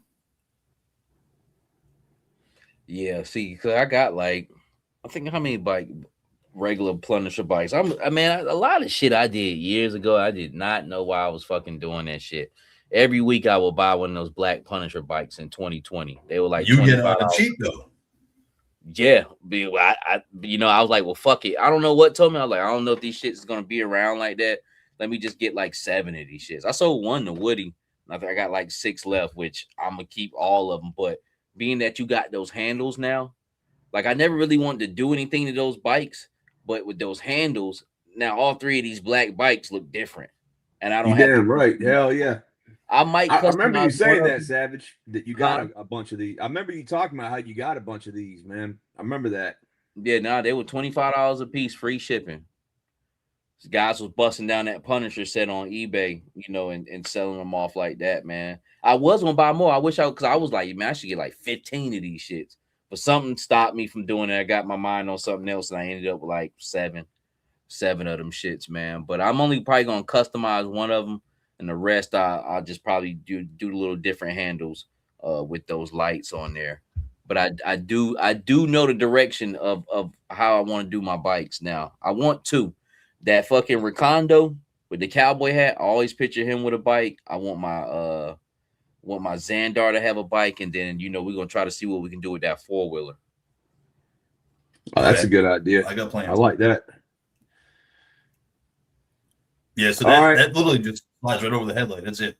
It's easy. Yeah, no, I seen you clip it on that video, man. These shits is tough. I'm feeling it for sure. It's a great idea too. You punching in a spot that could be definitely used, and they don't give a shit about making no different handlebars. Nope. The bigger companies. So, well, Dookie, you just getting started. You got the handlebars, you got the fairings, you got something else that's gonna be dropping here pretty soon. So, you're doing your thing with that, man.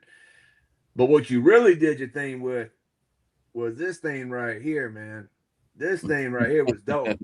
And I want to let me take this down real quick, and I want to add this. Chrome plated nightmare. Cobra's finest synthetic. Yeah. Chrome plated nightmare. Cobra's finest synthetic. You know the name. Overkill. Check it. I'm wired for destruction. Circuit board soul. Built to take the power. Yeah, I'm taking control. I ain't flesh, I ain't blood. I'm a mechanical beast. Feasting on the weak while I'm ready for the least. Call me the commander of the B.80. In the battle android trooper game, I'm the blade that cuts through the Joes, leave them short-circuited. My logic is cold. Keep the mission working. Chrome on my armor, watch the light reflect. Cobra legacy, that's the code I protect. I don't need to sleep, I don't need to breathe. Just a lethal injection of the tech that I weave. Overkill, system overload. Watch the body count rise. Overkill, laser vision locking on your eyes. Synthetic savage, leave the battlefield still. Ain't no mercy in the metal, it's just overkill. Yeah, it's just overkill. BAT formation looking just like me. A legion of drones, yeah, digital spree. I'm the evolved model, I'm the top of the chain. When I hit the streets bringing digital rain. They try to hack the mainframe, but I'm too... Yeah, that was dope. Yeah, and the reason I wanted to show I can't that, pose man, for shit. well, how we always talk about, like, when Lonzo's figure came up or Majors came up, you know exactly whose custom that is. When Roper's photography comes up, you know who that is. When we see one of your custom Savage, you can identify it. But Dookie, that's your style, man. You're really good at, like, taking your custom and building your world out and doing these little 2-minute videos that go with the story. You might not be able to pose or do photography, but you put a really damn good video together with a dope ass country rap song that tells a story, man. And I love it, man. I think it's a cool thing. So Appreciate it. Yeah, it's all just kind of like finding my way, like I got inspired by Woody and Savage and a couple other people when I first started, and it's just I've always been a hip hop guy. I was always that one in school that brought it to school, I guess, from my area. But putting it all together, it's like I can't tell a story. I don't want to hear myself talk on camera, so I'd rather write the lyrics and have AI do a beat for it, put it in a song, and if it comes out, it comes out good. It may take a couple times, but it works. And then with that bus, man, I've had that, but like you asked me, you see them the other day, like how long I've had it, man. I had that thing for like 2 years. A guy did one, and I watched it, and I was like, man, that's kind of cool. And it hit me, do the old school bus from the show and have it. But I didn't know how to do lettering back then and the stuff, so I didn't worry about doing the lettering. It's been up on the shelf forever, and every now and then I keep using it. He didn't use a Gundam marker for the paint. No, that's that chrome pen. And that's what I was like talking to you guys earlier in the week. I was like, man, it's going to take a while because literally you had to do like a little section at a time, let it dry, clear coat it, do another clear coat, and then move to the next section because every time you touch it, if you touch it too early, within 24 hours, it'll smudge. And I was actually watching Crow's review, so shout out to him. And he had mentioned something about it. And right when he turned it on, I was like, man, the color scheme of this thing should be this. And I was watching it, and it's funny because he said it in his video after I thought about it, what the color scheme should be. I was like, man, it would just look so much better, replicate a brand new. And the reason I did this is because I have that in, one of those 3D printing boxes, like it's coming fresh out the box, being delivered to Cobra. So I was like, let me make a kill look like that. And Lawrence, we love you. Dope idea. Lawrence, we know you love hearing yourself talk. Hey, from what I heard, he's somebody pretty popular or pretty important from what I heard. Kind of a big deal. Nah, this looks awesome. This looks awesome, Dookie, man. Great job on it, man. And it does look better than the original. I might kick the tires on that overkill one day. I heard it's a lot better than what people think it is. That damn chest gun, everybody's got one that's either bent, like it's lopsided, or it's messed up somehow, the chest gun. So I'm not displaying mine open anyhow, but so it's like a limp dick popping out. Yeah, like left nut hanging low, short shriveled to the right or something. But the other thing I forgot to mention it is, and I told you this, Dookie, when I first saw the video, the first thing I thought of when I saw the bats loading up is like, oh, this is the prequel to the bats getting out the school. This is them loading the bats up to go attack the G.I. Joe base in the cartoon. Yeah. So, very good storytelling, bro. Yeah, I try to, in everything that I've done, I don't try to use any shit from anybody else. I try to build my own stuff as I go. So I may get a figure and it may be 6 months down the road before I do something with that figure, but it's because I'm building everything up, like the clubhouse and the dreadnoughts, Mm-hmm. So I try to put my own spin on it, but I appreciate it, guys. I'm just me doing me. Mm-hmm. That's how it be. All right, y'all ready to get into some toy photography? It's getting late. Yes, sir.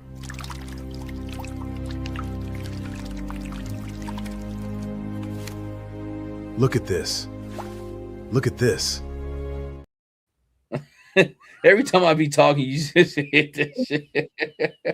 No, I was gonna ask how many you got up here? Toy photography? Bikes? Yeah. I got about 10. We can run through them real quick. Or you got to get off. Yeah. No, I was just trying to, because I know it's getting kind of late for guys. We all old and shit.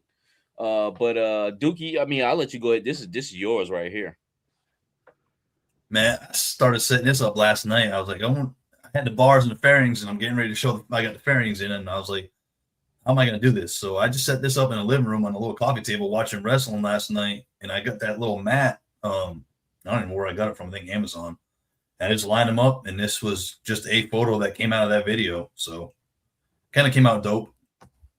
Yeah, no, it's perfect, man. Really, and that's how big, I was telling you yesterday, that's how big you need to have a road. Well, not even a lot of figures. That's probably about 10 guys on 10 bikes. Yeah, I think 11 guys and 11 bikes and one trike. Yeah, but to have that spacing, and to do that, man, you actually need some spacing, and you need that road to be kind of big, man. And it's perfect, man. I see you got the rolling hill in the background too. That's a good thing. The back of the couch.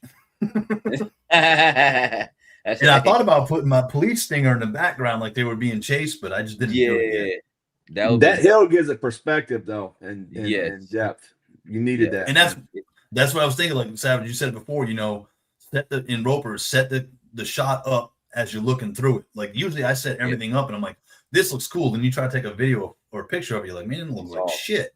It's off. You got to put it in that frame. You definitely got to start with that frame first. Mm-hmm. Dope. Yeah, because this is a framed out picture. You got to have that right, perception of that. Okay. All right. But yeah, this picture right here, I took this early this week. I just thought it was dope, man. You know, that those screaming heads on that Punisher, which that's a dope Marvel Legends. But this guy who's getting the pistol shoved in his mouth, he has been around for like 5 years. He's always yelling, screaming, or something, but he works out perfectly. And in this case, he's got a pistol shoved in his Got a mouth. mouthful. Yeah. Now, did the same person do this one? No. Because they go well together. Like that's the before, and then that's the after. Yeah. You got a pistol shoved in your mouth, then you got blown the fuck up. Then you got dropped off. Yeah, this is a dope photo right here though, man, on both of them. I sent both of these over, man, and just great, man. Just beautiful photography. That looks like that Mayfax Punisher. That's exactly what that is. Right there. And then the other one is the Marvel Legends Punisher. Good angling again though on this picture right here. Good angling, good lighting. I'm trying to figure out like how is that grenade sitting midair, but I'm pretty sure some type of camera trick is right there at the bottom, so you wouldn't know. But just even the whole grave setup scene and the lighting in the background, back by his boot, it looks like moonlight. Right. Dope, man. Dope. So this one caught my eye, and when I first saw it, I was like, man, that looks like AI or something. It didn't look real. So that's why I put this picture to the side, because it's behind the scenes, man. And you could see he did it right here on a table. He might have added in some special effects in Photoshop, but this is the scene laid out right here on the right, man. So pretty fucking impressive, man. Tora Joe picks. I'm gonna run through them, Savage, since it's getting kind of late. It's all good. This one I wanted to show Action Figs, man. He seems to collect everything I collect. Every time he puts up something, it's like what I just got out my mailbox. But I wanted to show this, not so much for the picture, but because number one, Savage, you and I have been talking about how good this figure is the last couple days. And two, the diorama piece is from our boy Action Figure, sold separately. That is his work. Yep. I remember seeing that piece. That's one of the pieces he just sold, right? Yeah, at Joe Fest. Yes, sir. Yeah. So, that these are two dope lines that we like. So I just wanted to give them their love, man. So I don't even know if Action Figure might not be in here, but if you're watching later, shout out to you, bro. Yes, sir. And then this is just a simple photo, but it just looks so good. The lighting and it's just so clear. The colors pop, and it was just something about it that caught my attention, man. I still have to get this. I still don't have the Awestrike. I actually want my man crankshaft more than the damn vehicle. Crankcase. Crankshaft. Crankcase, yeah. But you're right, man. He was the gem out of this, man. He's a good looking figure. He looks different from everybody. He's got his own personality with it. Okay, now this is dope. Now, when Duke and I were talking about this earlier, he thought we showed this. I can't remember if we showed it last week or not, but it caught my attention. Really dope. It's got the OG 13. You got Zap, Breaker, Clutch, Snake Eyes, and Grunt. And then there was a second photo with it. You see how they're dapping each other up. And then that's where it's at right here. This photo right here. And see how dirty Breaker looks? Yeah. Got dirt all over him, man. And look at the vamp. That was probably added in Photoshop, but it looks like it's got bullet holes and shit in it. It's a dope picture. Is that rock and roll? Why they looking so wild? They look like they fucking on some shit. That's dope though. I like that picture. I like both pictures, but this one right here is a little bit more intensified. And then this is the one I was telling you about. This is Toy Immersion. And this ain't anything. I don't own any. This is Cosmic Legion. I don't own any Cosmic Legion. But what he did is he took two head sculpts. He took one with the face, which was a regular head sculpt, and then one that was just a straight up skeleton, and took several photos, and then in Photoshop merged the two pictures together. Oh yeah, okay. So that it's half and half. Okay. And man, really fucking artistic, man. Yeah, that's dope. Very creative.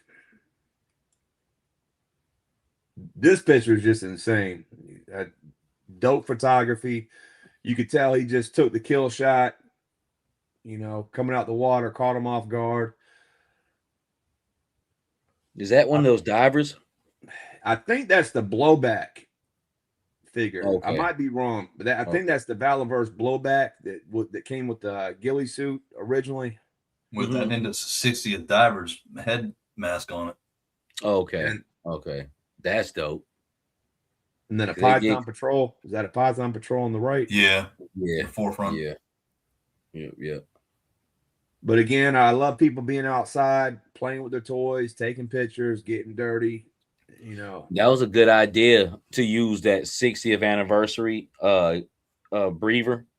Because they're not always going to be in a wetsuit all the time. You might just had to cross a swamp or something. Shit, I'm just in my regular fucking clothes. Ain't like I jumped out of the sea.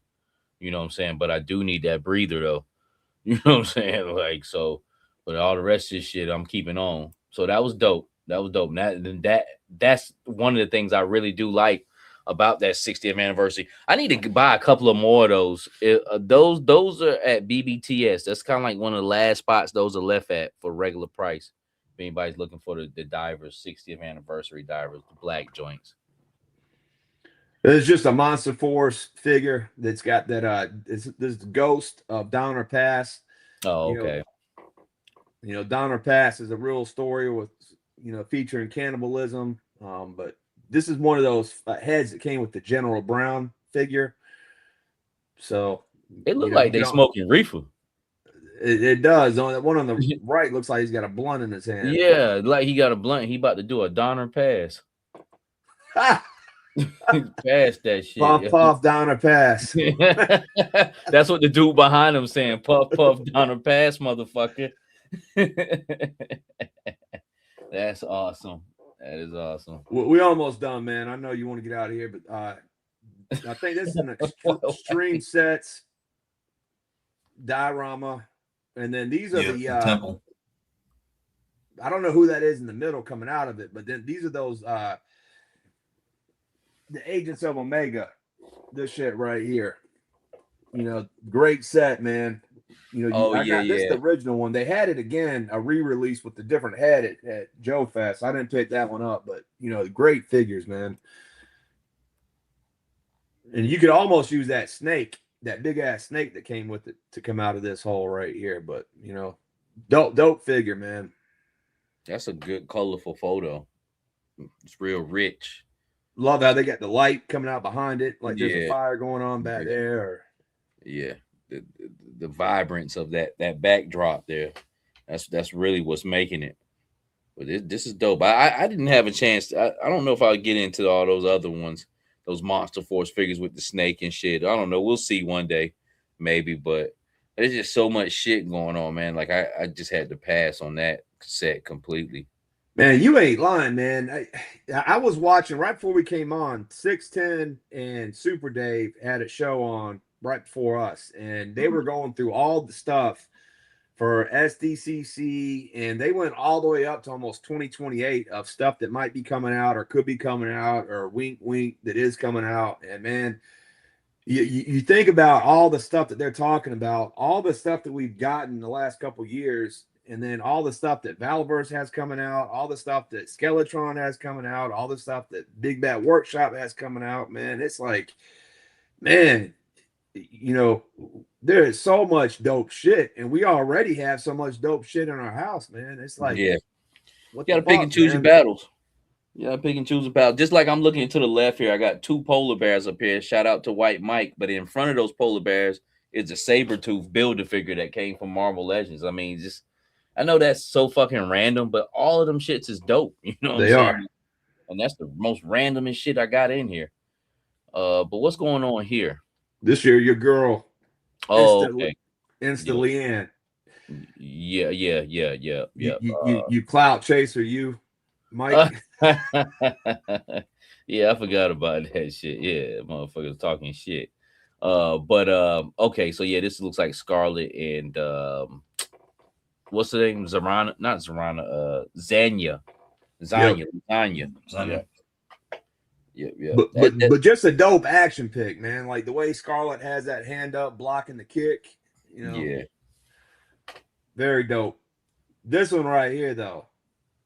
This is a British dude, Cole's Cave. He does mainly Marvel. I've showed his stuff before. But man, look at this picture right here, man. Is this not crazy? Yeah, that looks dope. But that Punisher, I'm definitely will be buying that. That's the next Marvel body I want to get the Kitbash and mix in with Joe's, especially with this Recondo I made with the Punisher skull. So yeah, I definitely can use that body for Night-Foce. Roper's talking about Instantly Be My Girl, Mike. No, man, she thought I was doing some shit like clout chasing, man. I forgot what the fucking thing was. But I used to put some of my thumbnails up on the Facebook groups, and they just misunderstood it. Well, the first thing is Mike was showing her love like years ago. Mike was actually showing her pictures love like 3 or 4 years ago, and then Mike did a thumbnail in a group, and she was like the first one to call him out, saying he was chasing clout. So that's what it was. That's what happened. The name of the episode was G.I. Joe Fatigue or something like that, and I was basically just saying, for guys to pace themselves. That's what the whole episode was about. But motherfuckers reading titles and thinking people just trying to drop, what I'm saying, on some cloud shit. But it's all good. I ain't tripping. She does great photos though. She does. I did show her a lot of love before I was even going live and shit like that. Yeah. Cole's Cave, check him out. He mainly does Marvel, but he's deep in the photography game. Yeah, that's a good one right there. Now this is nice. Yeah, Danger Room. We've been showing a lot of his stuff. Good use of that Dino figure. I like how they got the guy out of focus in the back. Yeah, Rock Claw. And again, Outback is such a great figure. You talk about how much you like to use them for customizing. Here's a dope use of them in photography. I mean, how old is this figure now in the classified? We're talking about all the stuff that's come out and all the stuff that's about to come out. He's probably about 3 or 4 years old now. And this is still a great figure, man. Yeah, he's a white shirt. Say that again. I think that white shirt helps it, so it's not oversaturated with camo. That white helps pop the figure out. Yeah. But his body, just the way it's built, like I said, he's not too small. He's not too big. He moves great. He's not a horrible figure, and he has a great head sculpt. But take away his head sculpt, just the body, it's so spread out through classified line because they just did their thing with it. It's just perfect. It really is. Robert Palmer, Bad Case of Loving You.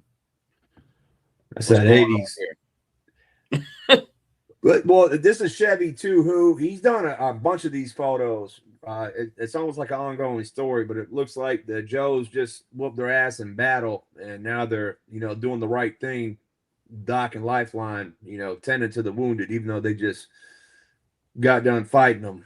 You got Leatherneck, Rock and Roll, the new Grunt, again Outback. That's a good little squad right there of Joes, man. Yeah, that's a nice photo. It's definitely good. Still haven't gotten Lifeline.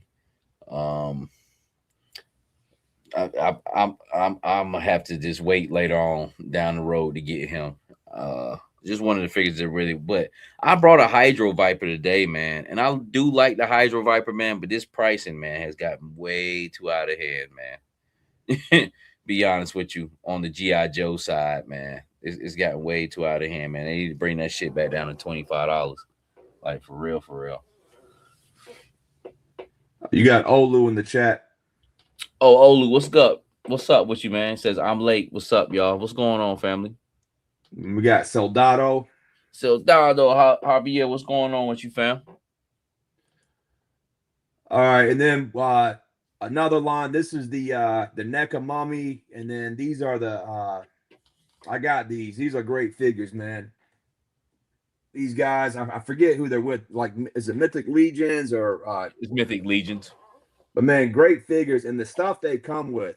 Great stuff for your dioramas and your background fodder. But these are great figures, man. If you ain't got them, I suggest you pick them up, man. I would Like, I wouldn't have mind getting that Egyptian set, man. It just wasn't in my budget last year.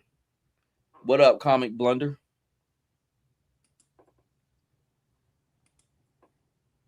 That's a good one right there as well.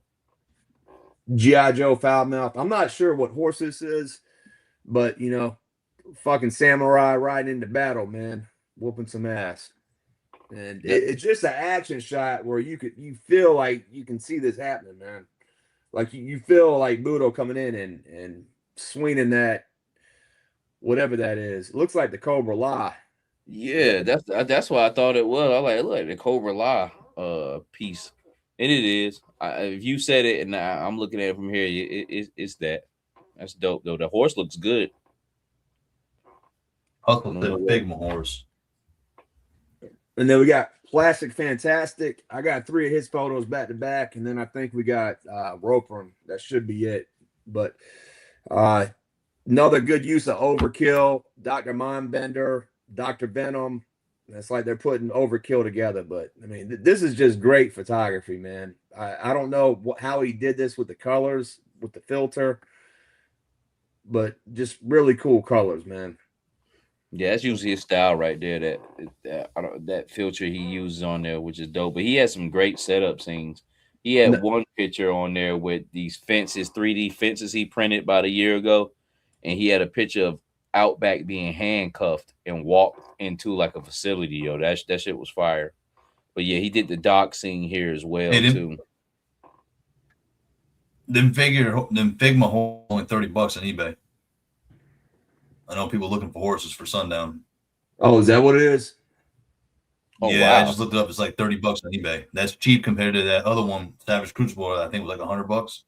Hey, send me a link, Dookie, for that. Yeah. And then, like you said, it's a filter. I guess it's his signature because this is that same picture. So, funny story, man. I was washing the house this week, and the homeowner was gone. So, when I was wrapping up, I took a little mini video of the house to show her what we did, and everything was done, and we were taking off. And I went to send it to her, and I clicked on the wrong button. I just screenshot this picture here, and I accidentally sent this picture to the homeowner. And, and it's Zarana like riding a dinosaur, like woo.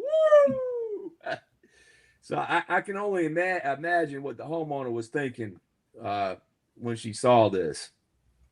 But again, great use of the color, great use of the dreadnoughts, and I could see Zarana doing some shit like this right here. That's crazy. Yeah, the homeowner hit me up the next day, like, what am I doing if I wanted to go grab a drink? No. Nah, I'm kidding, man. But that shit was hilarious. Out of all the pictures that I screenshot, it had to be the one that I'm sending to a woman, you know, like this. But hey, it happens, right? Your swagger.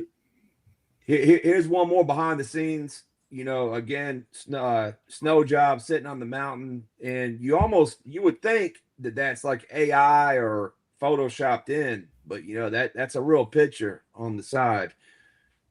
You know. Yeah, I seen this one earlier this week. I thought that was pretty dope. Snow job, great figure, very photogenic as well. I took pictures with him in snow outside, and he looked fabulous through the whole thing, man. So awesome figure. But bro, I wish I had the time to be able to set something like this up. You know, think of the time and energy that it went into to setting this up, and then taking not just taking the shot, but taking several shots. Yeah, it takes a lot, man. Especially if you want to do something good. Yo Joe Jimmy. This is the Hydro Vipers. Yeah. I like the Hydro Viper. It's pretty cool, man. But like I tell you, when I want something, I want it, and I wanted to get one to kind of finally see, okay, what it's about. Because I canceled my pre-order of 5 I had when it came. I just didn't have the fucking money for it, so I like fuck. I canceled it, and I said I'll get back to it. But usually when I want something like that, I'll cop one. So I went to GameStop today. Why the fuck did I do that? I don't know. But I seen them in there. GameStop prices are already overinflated anyway. They're $29.99 in GameStop with taxes. Joe's are 32. So I paid $32 for the Hydro Viper, which is cool because it doesn't matter. I like the figure I really wanted. I think it's dope, but man, he is slim. I told you. You see what I was talking about now? I told you he was small, man. No. I'm talking about on accessories. He was slim on accessories. His body's about the size of a diver or whatnot, man. But just for what you get, man, like I don't give a fuck. He was $27.99. The price, of with tax, he's still talking about $30. I mean, I'll take my time with building. I only wanted like 5 of them anyway. But yeah, man, this shit getting real skimpy. For real. Yeah, it is a shame the price is going up, man. But it's unfortunately a sign of the times, man. Everything.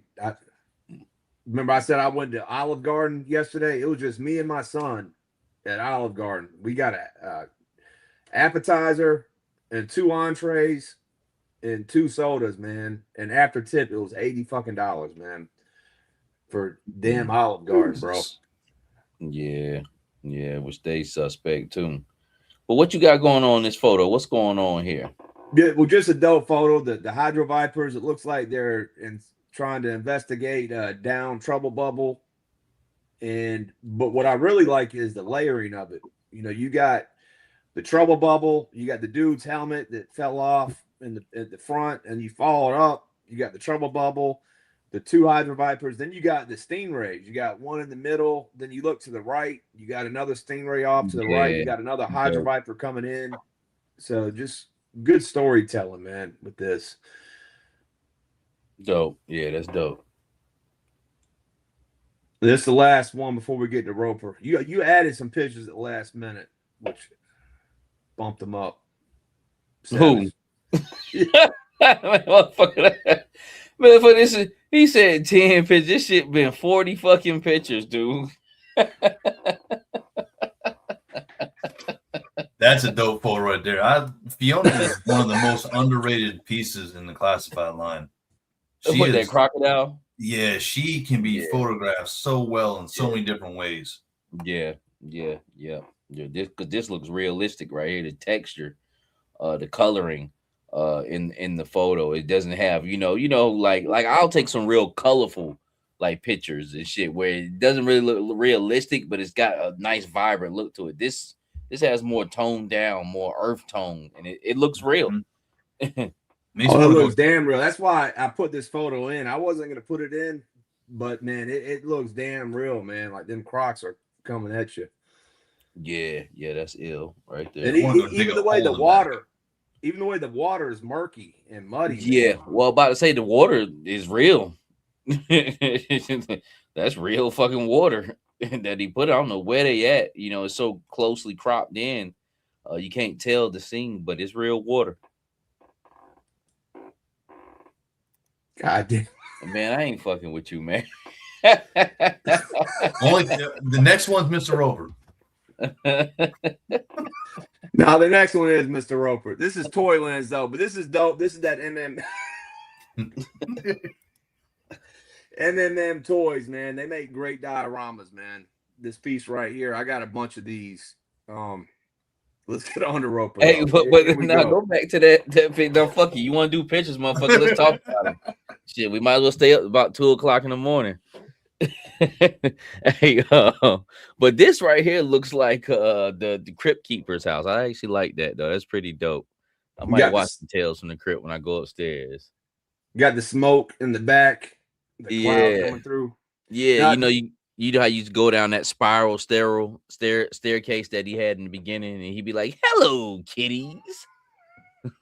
Hey, they got him on YouTube, man. You can watch like the whole series just about on Yeah, YouTube. I think it's on Prime too.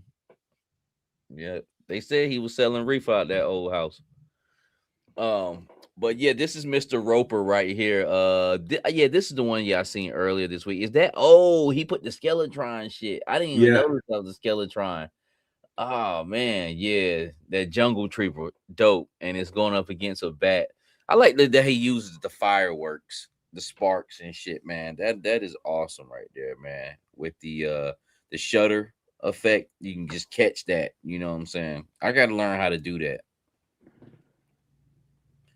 But awesome. I'm glad he's enjoying those. What's the name of them? Oh, Skeletrons. Yeah, you got the Skeletron. It looks like the retro bat.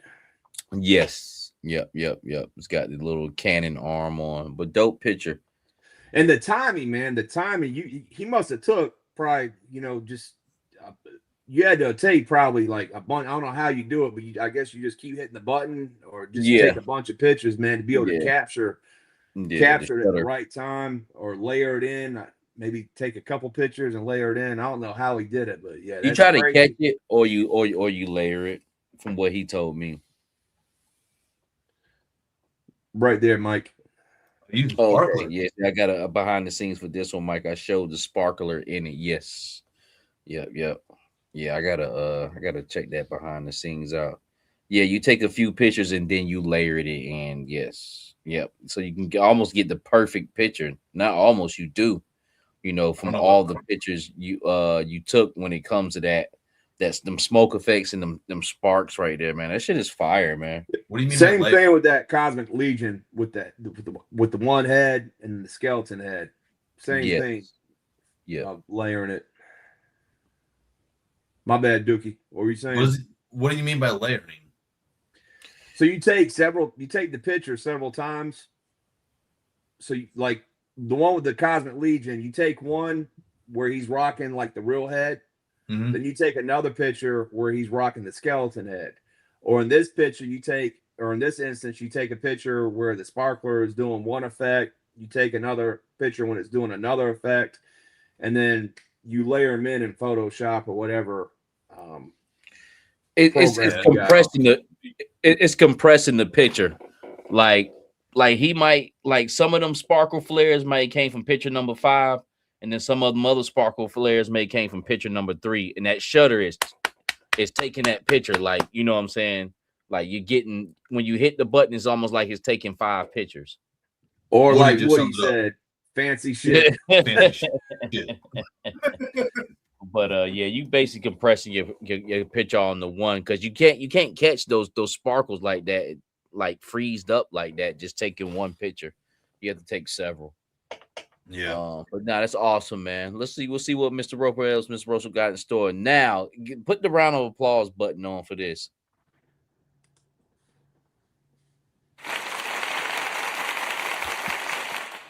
I did that because this is the last fucking picture. Thank you. But this is the best picture, man, and this is Night-Foce Stalker. That I sent up to Roper, man, last week, man, and this is one of the greatest pictures I've seen all year, man. Just simply off the fact of what's going on here, which he's taken pictures in this stairwell before, and they always turn out great. But this one with Stalker going up the stairs, and you got Jody Shooter, then you got the body laying in the door. The coolest thing about it is the wheel of the whatever vehicle that is outside the door. Yeah. See, my stupid ass, I be wanting to try to open up the door till you see the whole vehicle. They got to see the whole vehicle, but it doesn't take that much. Sometimes you got to calm yourself down, okay, and get real practical with it. Like, you're not going to see a whole car. You're going to see a piece of that car. If you was sitting on the step that Stalker is coming up to, you would just see that tire sitting in there. Look at the clear bullets, the clear rounds in the mag that Stalker's holding up. Yeah, that's a gridiron gun. Okay. But Roper. You might think, I'm glad I could do it justice. Yes, sir. You did, man. Especially from the comments that I seen. Like when I saw this, I told you guys, like I could hear Shooter hitting the wall or feel her hit the wall, like in my back, and I could hear him going up the damn stairs as this shit was going on. Yeah. Yeah. Well, yeah, that's the coolest thing about this. He gave a whole story of what's going on, and that's what's on the right. Yeah. But his picture is so detailed; it tells the story without even needing the story. But I like this, if you read it, man. It's a very dope story that he put in there, man. Yeah, I like the comments that one of the guys said. He said, "No other way to clear a room than a set of Concords." Yeah, I saw that too. Yeah. I was like, "That's ill, man." So, man, I appreciate it, Roper, man. I hope you enjoy that figure, and I look forward to seeing it in future setups, man. But hey, hats off to you, salute to you, bro. We gonna continue to celebrate you. And with that seen being this said, picture right here. Seen that picture right there? I decided I'm sending him a bike. Only he can do it justice. Yeah. No doubt. He definitely will do it justice, man. But far as closing, got SDCC coming up, so we probably have some more pre-orders coming up. And other than that, man, just a bunch of great content, man. Like sometimes I just like looking at toys. Just like I told y'all last week when I found that Stone Cold body, I really wasn't looking for nothing last week. Sometimes I walk through the aisles on some therapeutic shit. Like for real. Like I might not even go in there to buy nothing. I just want to walk through the aisle, see what's going on in there, man. So that's what SDCC will be like for me coming up this week. Anything you want to plug in, Dookie? Anything you got going on? Seager and I got the damn under the cut tomorrow night. We're gonna go over the 10 classified vehicles we want to see in the line, both of us each. And then reminder, I just checked my phone and it's not up there because I didn't get one. I missed the pre-order. But Scarlet and Jabang, or whatever that dude's name is supposed to hit today at Target. Oh, for real? Yes, but I just looked. It's not there. It's not available for pre-order. Yeah, everybody's been saying that, but I was able to get a pre-order in from Target that day when they dropped, and mine I got an email saying it got pushed back to the 27th because it's on back order. So that's next. So now it's dropping a week from, basically pushed out a week. Well, that's good because I don't went past my action figure budget. I only had like $60 to spare, and I brought that drop from Jay Spellbound, and I brought him a few little items a day, man. That's it. Shit, I'm looking for plastic. Well, I'm leaving Tuesday. I'm gonna be down in Panama City till Monday. Oh yeah. But I'm gonna take the laptop, and as long as I got service down there, I'm gonna try and make it work. But if not, I'll be hopefully hollering at some senoritas while my wife is upstairs sleeping.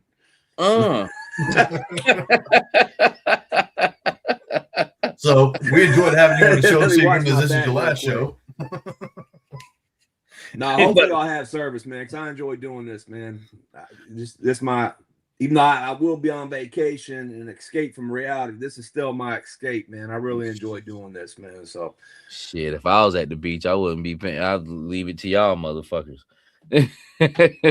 For real, I'm not trying to think about shit, but I gotta get with you, man, so I could do that thing as well too, man. But I hope everybody enjoys their week, man. I'll be praying for you. I have to get my ass up early tomorrow to usher tomorrow at church, man. If you guys got anything on your heart, man, definitely I'll be praying on that, man. And I hope you guys have a safe week and get back to us next Saturday here. How's your pops doing real quick? Is he he's good. He's good, man. My brother's doing good. He finally came home as well. They both just healing up, man. And like I said, man, just keep us in your thoughts and prayers, man, because things ain't gonna stop happening. I tell you that for damn sure. They're gonna keep happening, man. You just gotta stay prayed up out here. That's all. Well said. Yes, sir. Hey, but with that being said, you guys be safe. Now, are y'all gonna get up? Because this week it is SDCC coming up, right? So there will be drops coming up this week. Are y'all gonna do anything midweek, maybe, or are y'all just gonna wait till Saturday? No, I'll wait till Saturday, man. I got a lot of shit going on, man. I got new guys coming in. I got things going on. Yeah, I've been totally focused on work, man. So I do got one more photo if y'all want to know. I'm about to turn this shit off right now. And with that being said, until the next time, God bless. Go on, get out of here! Who needs ya?